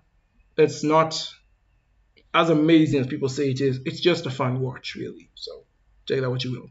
Next, we have The Eternals. The Eternals is a fine movie, all things considered. It's very mediocre. It's kind of all over the place. It's jumping from character to character. I'm not a huge fan of that. Yeah, I mean, we have too many characters to focus on. If anything, if any Marvel project should have been a show, I absolutely think Eternals should have been that. Eternals very much could and should have been a show. I could easily see it being like a 10-episode show because there are like 10 main characters we're focusing on. But I will say, in its defense, it does have some good things going for it. For one, the visuals are pretty good. I still stand by this. The Eternals is a very good-looking movie. I like the speedster scenes with Makari. I feel like Makari is a very good example of how to do a speedster, right? And the action scenes with her are very good. I also like the ending. There's a lot of intrigue to this movie, and a lot it leaves up to the imagination for what's gonna happen. For it, like, where did is it Arishem, the the Celestial, where did he take them? What stories does he have in store for them going forward? What are the Eternals going to do next? Are we introducing the Black Knight? Are we introducing Blade? Why is Thanos' brother here? Like, the movie ends, like, here's the thing. I like the movie mostly because it focuses on being its own movie first, and then it sets up the other movies going forward. However, by the time the movie ends, it just has set up, like, way too much. While I'm intrigued as to what an Eternals 2 could look like, it's set up so freaking much.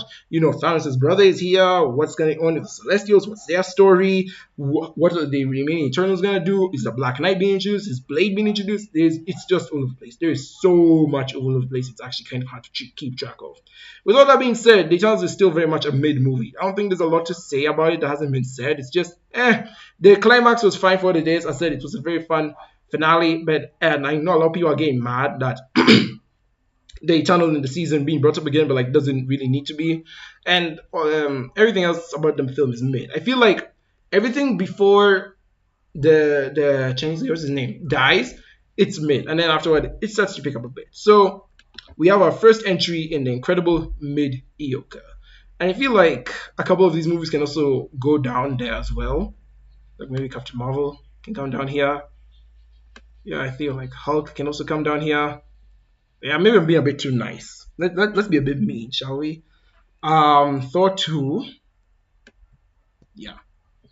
So, if I were to rank them, Eternals would probably be the best of mediocre. Then Thor 2, then Hulk, then Captain Marvel.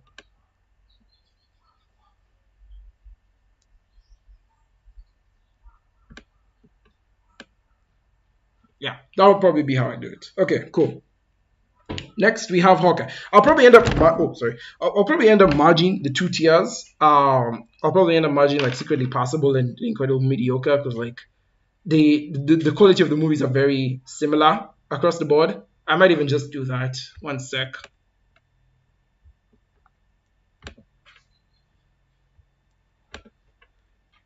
The quality of those films are very mediocre across the spectrum.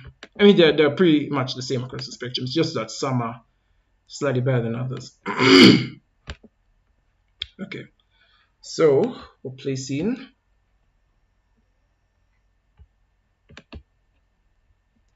Yeah, so Thor is the best of that, followed by Black Widow, then Eternals, then Captain Marvel, then Thor 2, then Hulk. Okay, cool.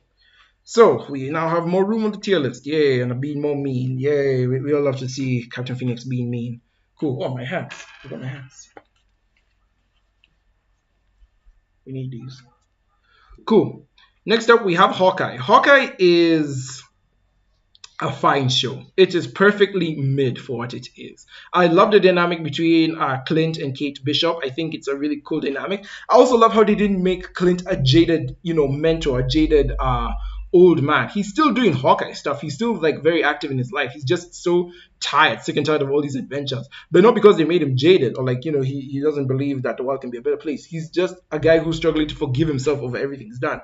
I think that's a really cool character journey for Clint to go on, and I'm not mad that they made him the character they did. So props to that. I really like how they handled Clint and Kate's characters. Echo is also an interesting new character they introduced. It's very weird that they decided of all characters from that show that they give her own show.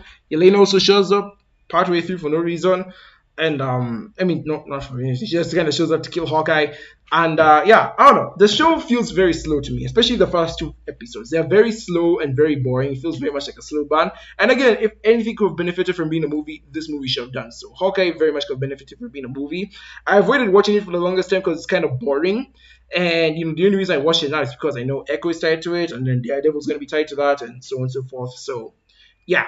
So I think all in all, Hawkeye is probably going to be the best of the mediocre.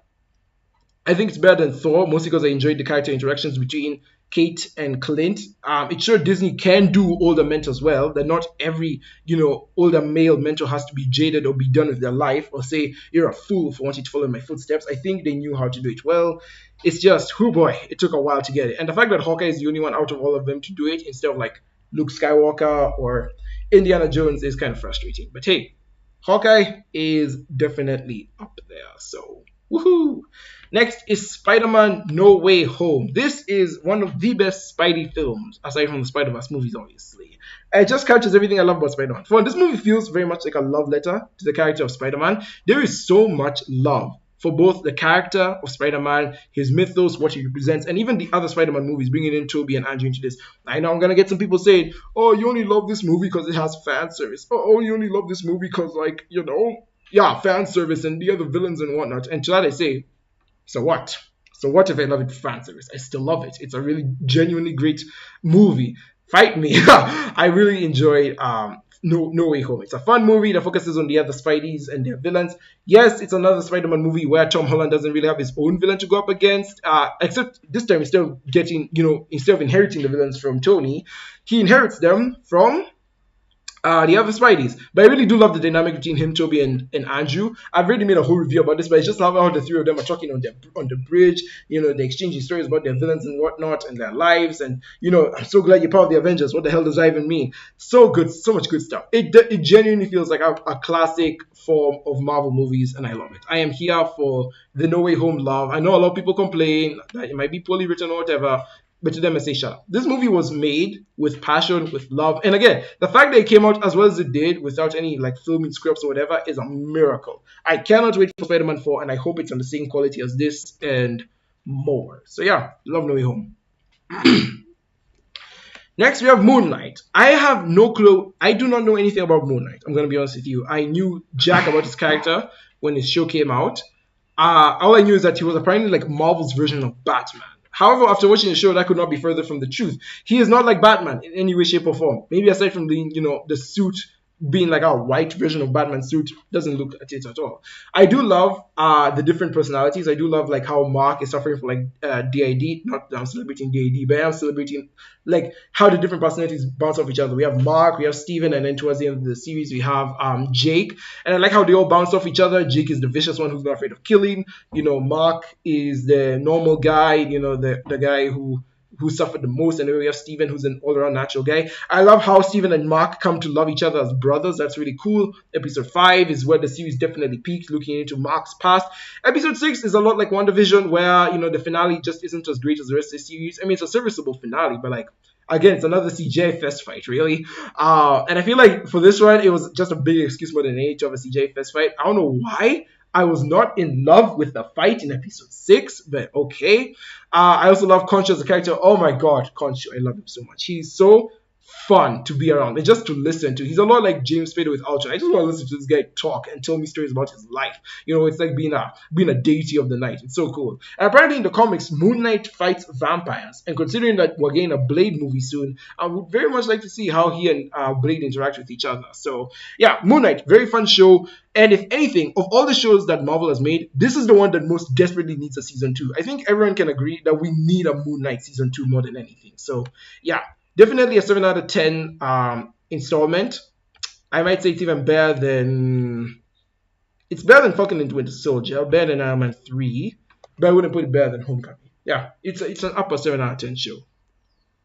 Next, we have Doctor Strange and the Multiverse of Madness. So this is the second Doctor Strange movie, obviously. This one was directed by Sam Raimi. So one thing I will say about this movie is that it lost a lot of flair from the first Doctor Strange movie. I just didn't catch it in the same hype I got when I was watching the first Doctor Strange movie. However, there's still a lot to love from this movie. The action is still pretty good for what it is. I love the multiverse hopping. I loved seeing the Illuminati from the other universe. The action is good, just not as good as the first Doctor Strange movie. And having Wanda be the main villain is great. It does kind of regress her character development a bit from WandaVision. Of course, WandaVision was slated to have a completely different ending where Doctor Strange was actually there. However, because they removed that ending and they replaced it with something else, it does make Multiverse of Madness look different. Multiverse of Madness was also a project that just went through development hell. The movie went through different rewrites. It was in production hell for 6 years. It was supposed to come out before No Way Home originally, then it got pushed to afterward. It was a mess. The movie was a mess. So the fact that it turned out as well as it did, or at least as fun as it did, is honestly surprising to me. The movie is apparently supposed to be sort of a horror film, and I kind of get those vibes, especially from Sam Raimi. But the way it ended, it does leave me very invested as to what we're going to get for Doctor Strange 3, and I can only hope Doctor Strange 3 is better. But as far as sequels go, it's very much a far cry from the first one. Yeah, I'd put it on the same level as Moon Knight. Not quite as good as Homecoming, but not as bad as Moon Knight. Right, up next we have Ms. Marvel. This show, originally I thought it was aggressively mid. Looking back on it, there is some stuff I still like from it. For one, Okay, first of all, I'll say I know a lot of people love the first episode of Miss Marvel. I didn't. I thought it was very slow, very boring. I didn't really like it until we got to the later episodes, like episode 4, 5, and 6 around there. Like episode 5 was like the time travel episode. That was a weird one. It gets brought up once more, but they don't take it that seriously. But I still love it because it's fun. And episode 6 was a very interesting end to the series. It didn't end like a typical Marvel show. So you could tell they were still at least trying different avenues. And if there's one thing I'll say about Phase 4, is that Phase 4 definitely tried to be a bit more experimental with their projects. And Miss Marvel was definitely experimental. Another thing I also love is Imani Vellani. Oh my god. Not only is she a great actress and a perfect fit for Miss Marvel, especially considering her. So I think she's Pakistani, if I'm not wrong. But you can tell she's such a huge fan of superheroes and comic books, and she just loves playing Miss Marvel. She'll never get boring or tiring to her. And I am so glad she has such a fun, seat in this role. And I also love her performance in the Marvels. We'll also talk about the Marvels when we get to it. But yeah, Miss Marvel, for all intents and purposes, is a perfectly fine show. Very boring for the most part. But I will say you'll definitely get more bang of your buck from it than you will Hawkeye, for example. So take that what you will. Right, next we have Thor Love and Thunder.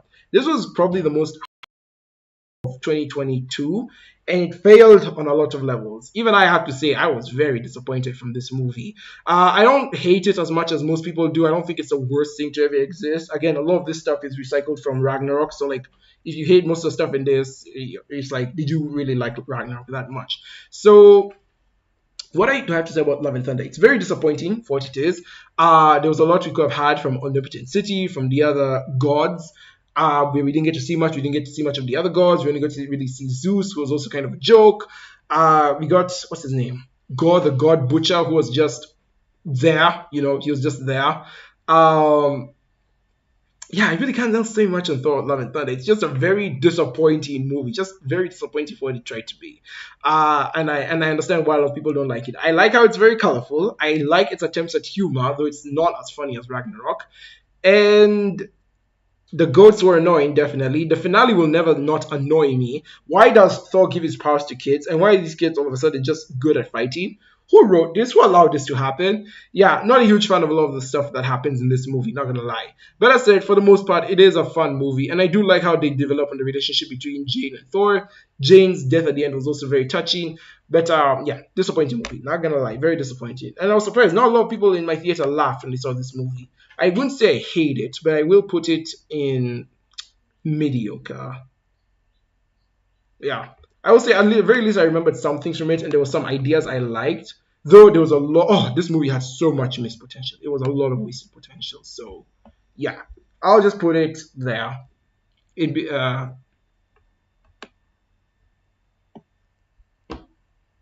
Yeah, I'll just put it there. It's better than Eternals, because even though Eternals left me intrigued for what's gonna happen next, I'm still interested in Thor, and I still think Thor 5 will be good. It's just, yeah.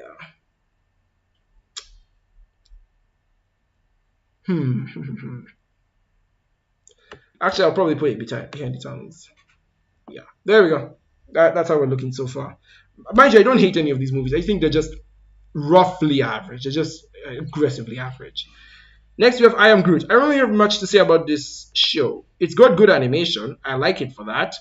But overall, it's like, it's just an show.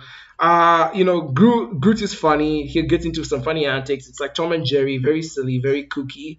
But again, it doesn't really have a deeper story to it. It just has good animation. It's cute. That's the best way I can describe I Am Groot. It's a very cute show. I would put it in 7, but like that's insulting to these other shows. So I'll just put it in 6. It's very cute compared to the other stuff in 6. So yeah. Next, we have She-Hulk. This show disappointed me on so many levels. Much like Thor Love and Thunder, it is so much missed potential and missed opportunities. I mean, here's the idea for the show. It's a superhero show about a lawyer who is a lawyer for superheroes.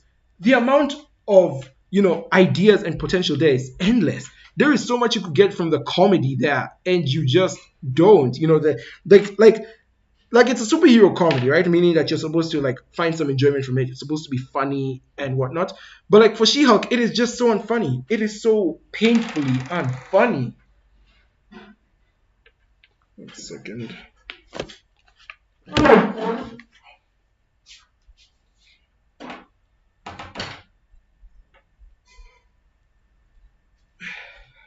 bored of me yapping already? Huh? Looking at me frustrated.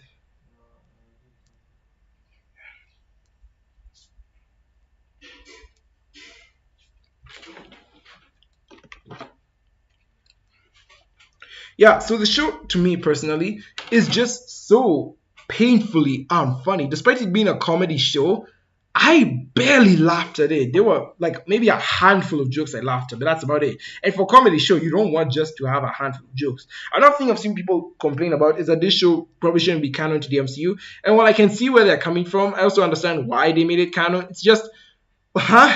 There was a lot of questionable decisions in this show that left my head scratching. And I'm not even saying this like trying to be like, oh, women don't belong in superhero shows. Please, I'm not here for that talk.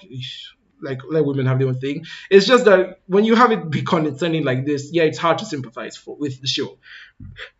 Overall, I didn't like She-Hulk a lot. It's not very fun to say. There was also just so much you could have done here. There was a well of endless potential in comedy with having a superhero lawyer look over, other superheroes and what crimes they committed. But they only do that for like maybe 1-2 episodes out of the 9. It just wasn't worth it. It wasn't worth it to me. And the finale, I'm very mixed in the finale. I like how she tries to call out, the Reddit chuds being like, oh, we don't like women. Yeah, get out of here. She didn't earn her powers. And that's funny. I like also how she went into the real world. That was also genuinely cool, and how she broke the fourth wall. It does break canon though, but I like how she broke the fourth wall. And then you just have the other parts of it which is still condescending and uninteresting. I don't know. To me personally, I didn't like She-Hulk. It was very painfully unfunny. It missed the mark on a lot of what it was trying to do. And yeah, we have our first Infinitely Bad. I don't even love to hate it. I just don't want to think about it. There's only 2 episodes I like. The Daredevil episode and the what do you call it? And the finale, half of the finale, that is.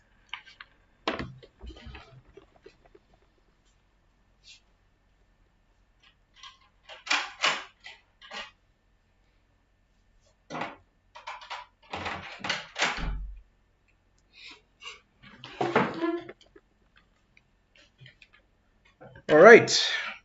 This leads us to Werewolf by Night. Werewolf by Night, from what I've heard from people saying, they say, oh, this is a really great special, it's Marvel going back to their roots and whatnot. It's very nice, very horror filled, whatever.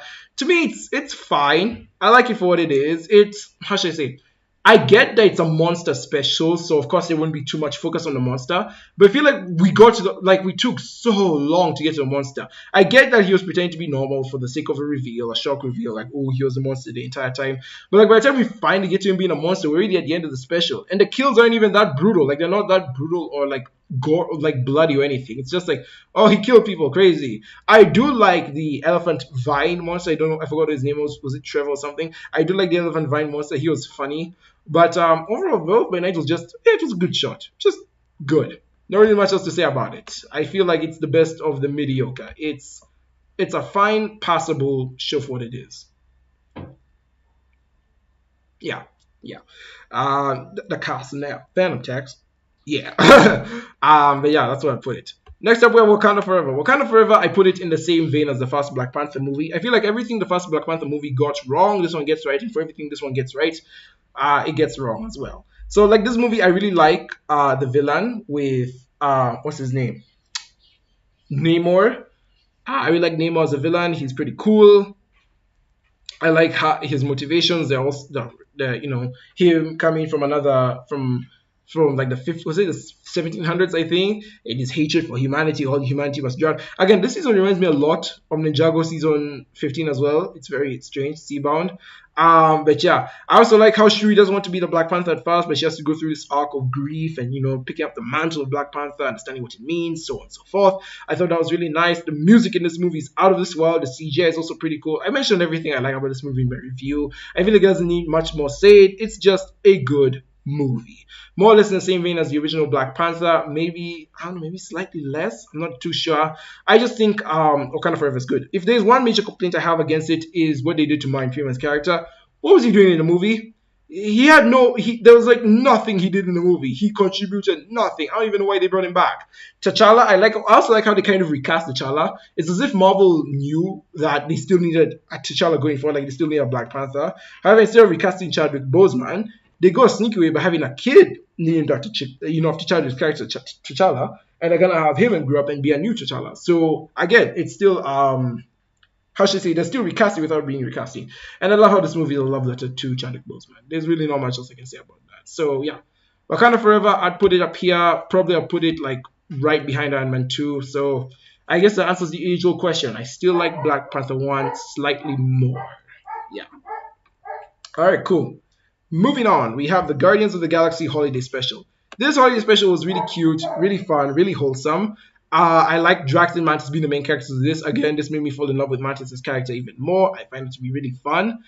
And yeah, that's about it. I don't have much else to say about the special. It's just a fun special that's really wholesome and really enjoyable. I'd put it in 7 out of 10. I do think it's better than the Werewolf by Night special, so sue me for that if you want to. Up next, we have Ant-Man Quantumania. My biggest problem with this movie, personally, is that it just doesn't know how to be a movie. The movie is so focused on setting up other movies that it kind of forgot to be its own movie. Unlike something like, you know, let's say, like something like, what was my example? I had a good example, like Iron Man, which was its own movie and then ended setting up a whole universe, or even Eternals, which was its own movie and then ended up setting up a whole universe. You have Quantumania, which is kind of doing its own thing. No, which is not doing its own thing, which is so busy setting up other movies. It forgot to be its own movie and give like proper arcs to like Scott and Cassie and whatnot. And it just kind of falls on its face. And yeah, I don't like Quantumania. I'm not a huge fan of it.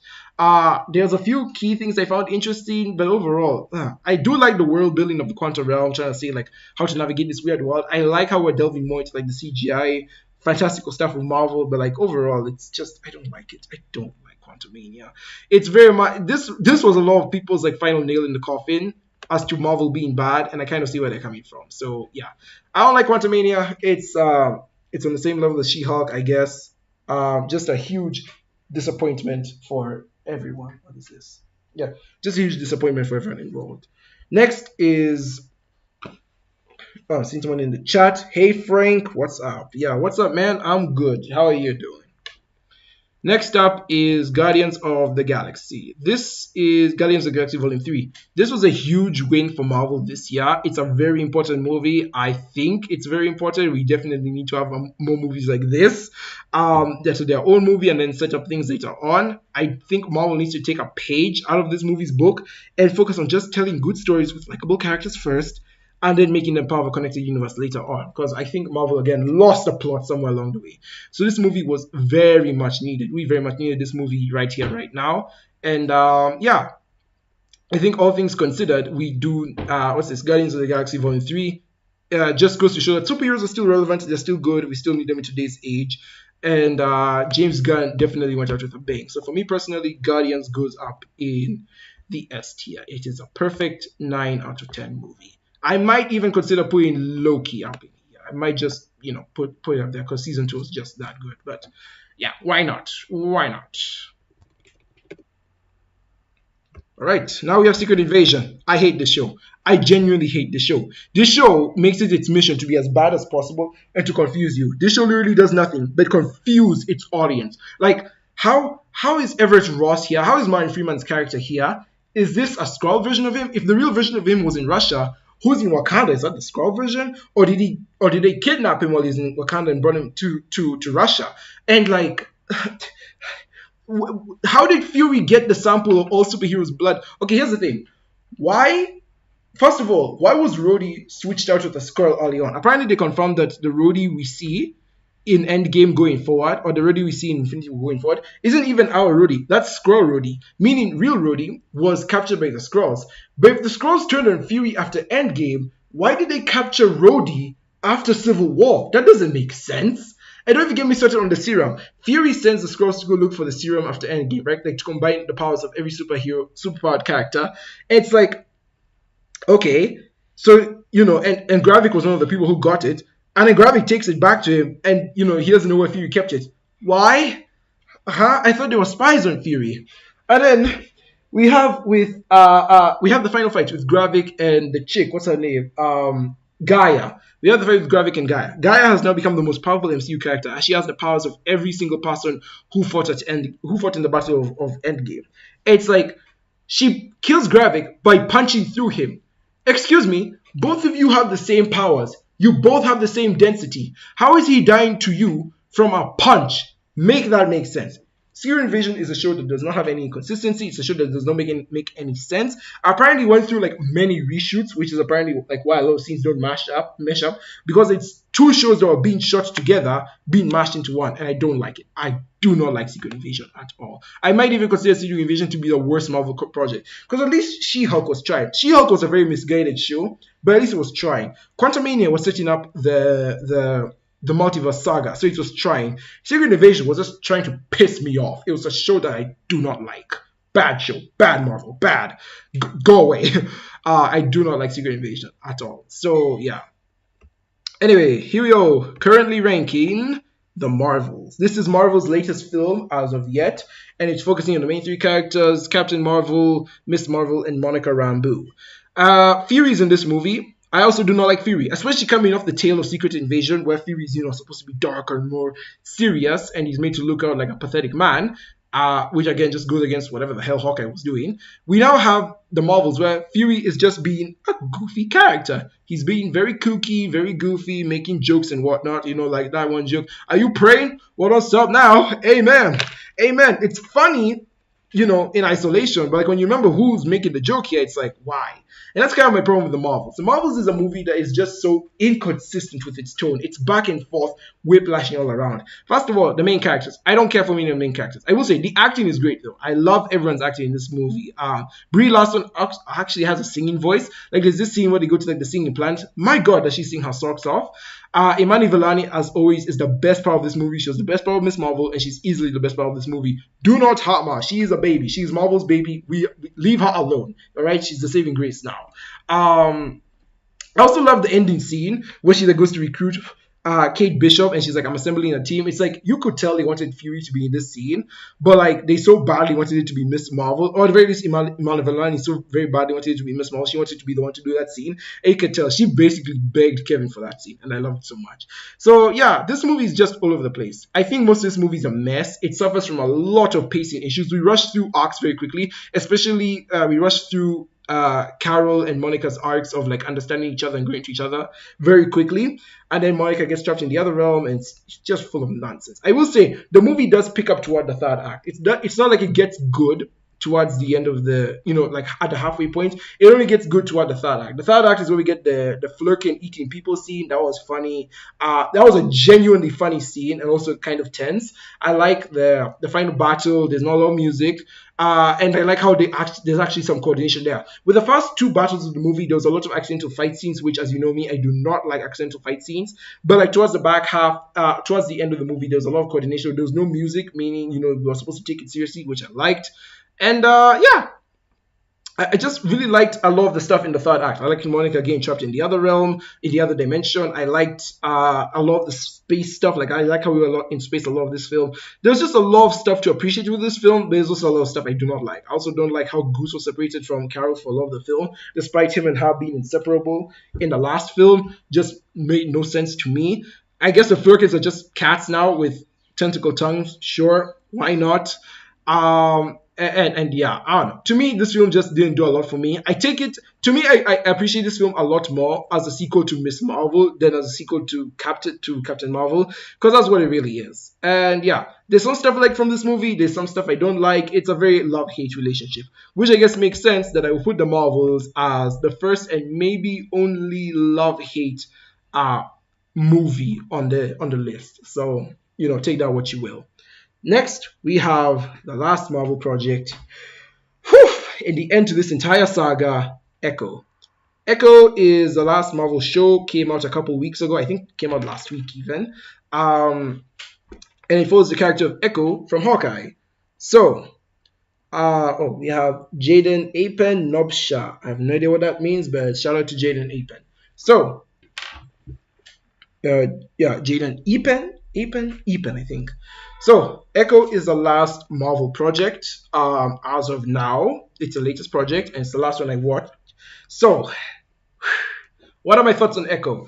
I also have a love-hate relationship with Echo. First of all, I love the tone of Echo. I love the fact that it's TVMA, which means they're allowed to show blood. We're allowed to have a lot more brutal action scenes. I wish Werewolf by Night also was given a TVMA rating because it definitely deserved it.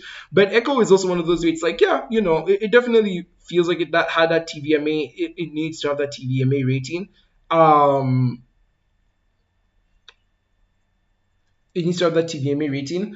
And it's like, yeah, I liked it a lot. However, love-hate relationship with Echo. I'll talk about what I love first. I love the first episode. I love Echo fighting Daredevil in that one scene. I love seeing what makes her as a character tick and her growth from a child to who she is as an adult child actress. My God, spectacular. She's so good. I hope she gets more roles in the future. She deserves it. And another thing I love about this show is how unapologetically Native American it is. You see, with a show like with Black Panther, right? It's supposed to encapsulate all of Africa. It's supposed to represent all of Africa because it's a fictional country. Miss Marvel is supposed to represent Pakistan. And while it does have some Pakistani elements, you can tell they're holding back because it's also supposed to be part American. With Echo, it is full on a Native American show, and it is so unapologetically Native American. I honestly have so much respect for it in that case. Like the way we get to see how Native American culture works, their dances, their outfits, you know, what they do, their practices, the passing down of the torch from women. It's so interesting. I love it so much. And I love how Echo gets to find out more of herself and her identity through her Native American roots and how she has to go back to Tamaha, to kind of understand herself through that. I also like the dynamic she has with her family to an extent. They build up this relationship between her and Bonnie, yet her and Bonnie don't even interact that much in the show. I like the interaction she has with her grandmother more. Uncle Henry's also cool. The cousin is fine. It's just, man, we go back into Marvel territory with him. We'll talk about it. What else do we got with these characters? It's just I don't know.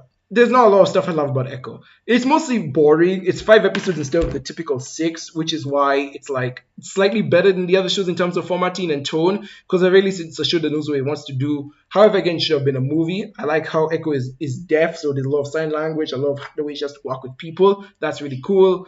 And I guess her powers aren't mimicking. It's echoes of the past. She gets to borrow her experiences from past characters. So that's interesting.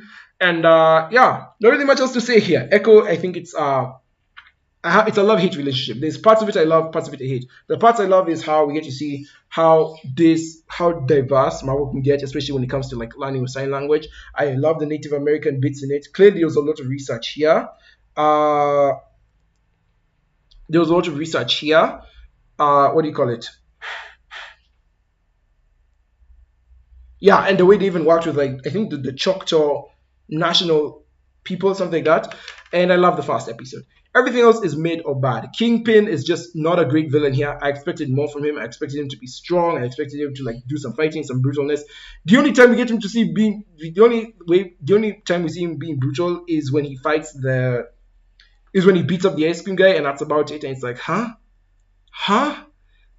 Okay, sure, man. Yeah, you do that. I don't know.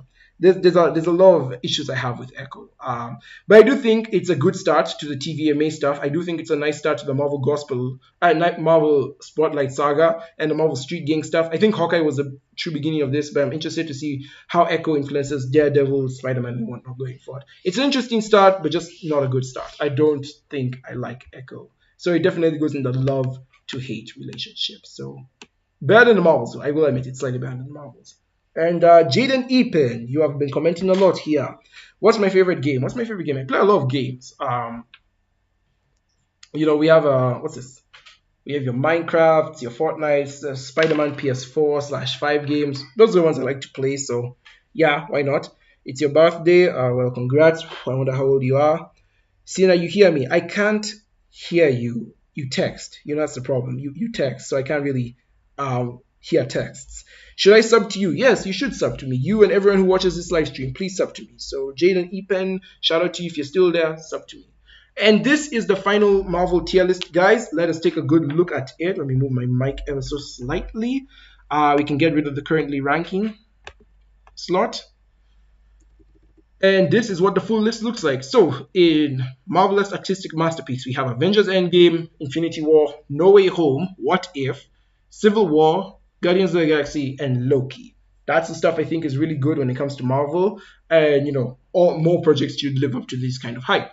Multiversally awesome movies I would watch probably again. I would give these ones another watch. Is Spider-Man, Far From Home, Thor Ragnarok, WandaVision, Age of Ultron, the first Avengers movie, Guardians of the Galaxy, Iron Man, Doctor Strange, Captain America Civil War, Black Panther, Iron Man 2, Wakanda Forever, and Ant-Man, the first Ant-Man movie. Ragnaroks, these are fun movies that I think are genuinely good, if not could use a bit more polishing. Guardians of the Galaxy 2, Spider-Man Homecoming, Multiverse of Madness, Moon Knight, Falcon and Winter Soldier, Iron Man 3, Shang-Chi, Captain America, First Avenger, Ant-Man and the Wasp, and the Guardians of the Galaxy Holiday Special. Then, of course, we have the mid stuff. The stuff that's passable to mid to, maybe I have a love-hate relationship with it. We have Werewolf by Night, I Am Groot, Miss Marvel, Hawkeye, Thor, Black Widow, Eternals, Thor Love and Thunder, Captain Marvel, Thor, The Dark World, and Incredible Hulk. I might switch one of these. I might switch Captain Marvel, Thor the Dark World around there. Okay, I'll probably switch Captain Marvel and Thor the Dark World like this. Captain Marvel, is there stuff I absolutely love from it or stuff I absolutely hate from it? No, it's just a mid movie all around. Hulk, I like the university fight. I like the ending fight. Otherwise, it's kind of, it's just consistently fine. And of course, love to hate, stuff I absolutely love, stuff I absolutely hate is Echo and the Marvels, and infinitely bad is Ant-Man, Quantumania, She-Hulk, and Secret Invasion. So Secret Invasion is the absolute worst Marvel project, while Endgame is the absolute best. I don't know if anything will sink as low as this. I don't know if anything will sink as high as this. But that's it, guys. This is my final ranking of the Marvel Cinematic Universe so far. I'm not watching the Netflix stuff, and I'm not counting the Netflix stuff. Sue me, fight me, whatever. I don't care. Let me know what you think. Do you think I'm being too much of a Marvel shield? Do you think I'm being too nice? I'm seeing there's a lot of 7s and 8s up in here. So maybe I am being too nice. Who knows? If so, let me know down in the comments below. I want to know, what do you guys think of this list? What's your list? What are your opinions? What's your favorite Marvel piece? What's your least favorite Marvel piece? I would very much like to know. Let me know down in the comments below. As for this live stream, I would like to say it is over. Thank you so very much for watching, guys. I know it's been a long one, a very busy one, but please have a good day. And with that, I'll see you in another universe. Goodbye, my Rangers. So let's save that.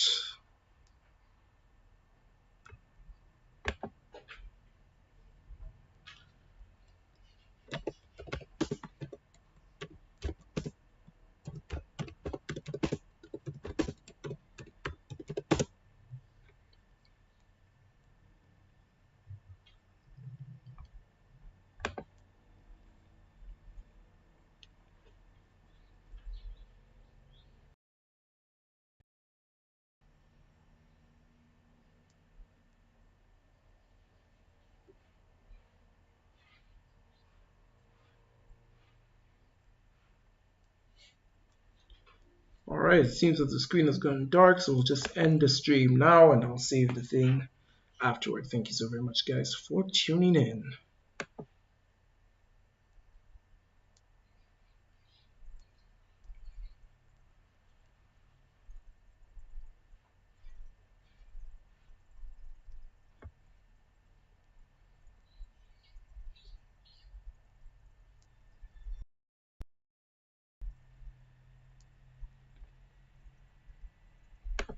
Alright, last thing before I go, be sure to like if you like, subscribe if you haven't already. Please subscribe to my channel. And again, thank you all for tuning in. And good videos coming soon. Alright, bye.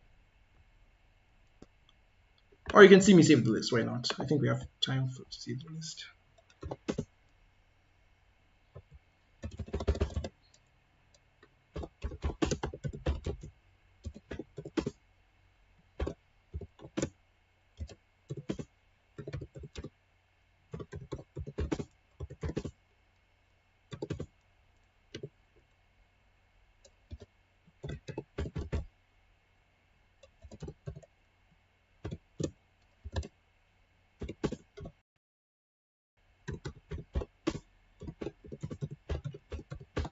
For those who get this joke or meme or reference or whatever, huge respect to you.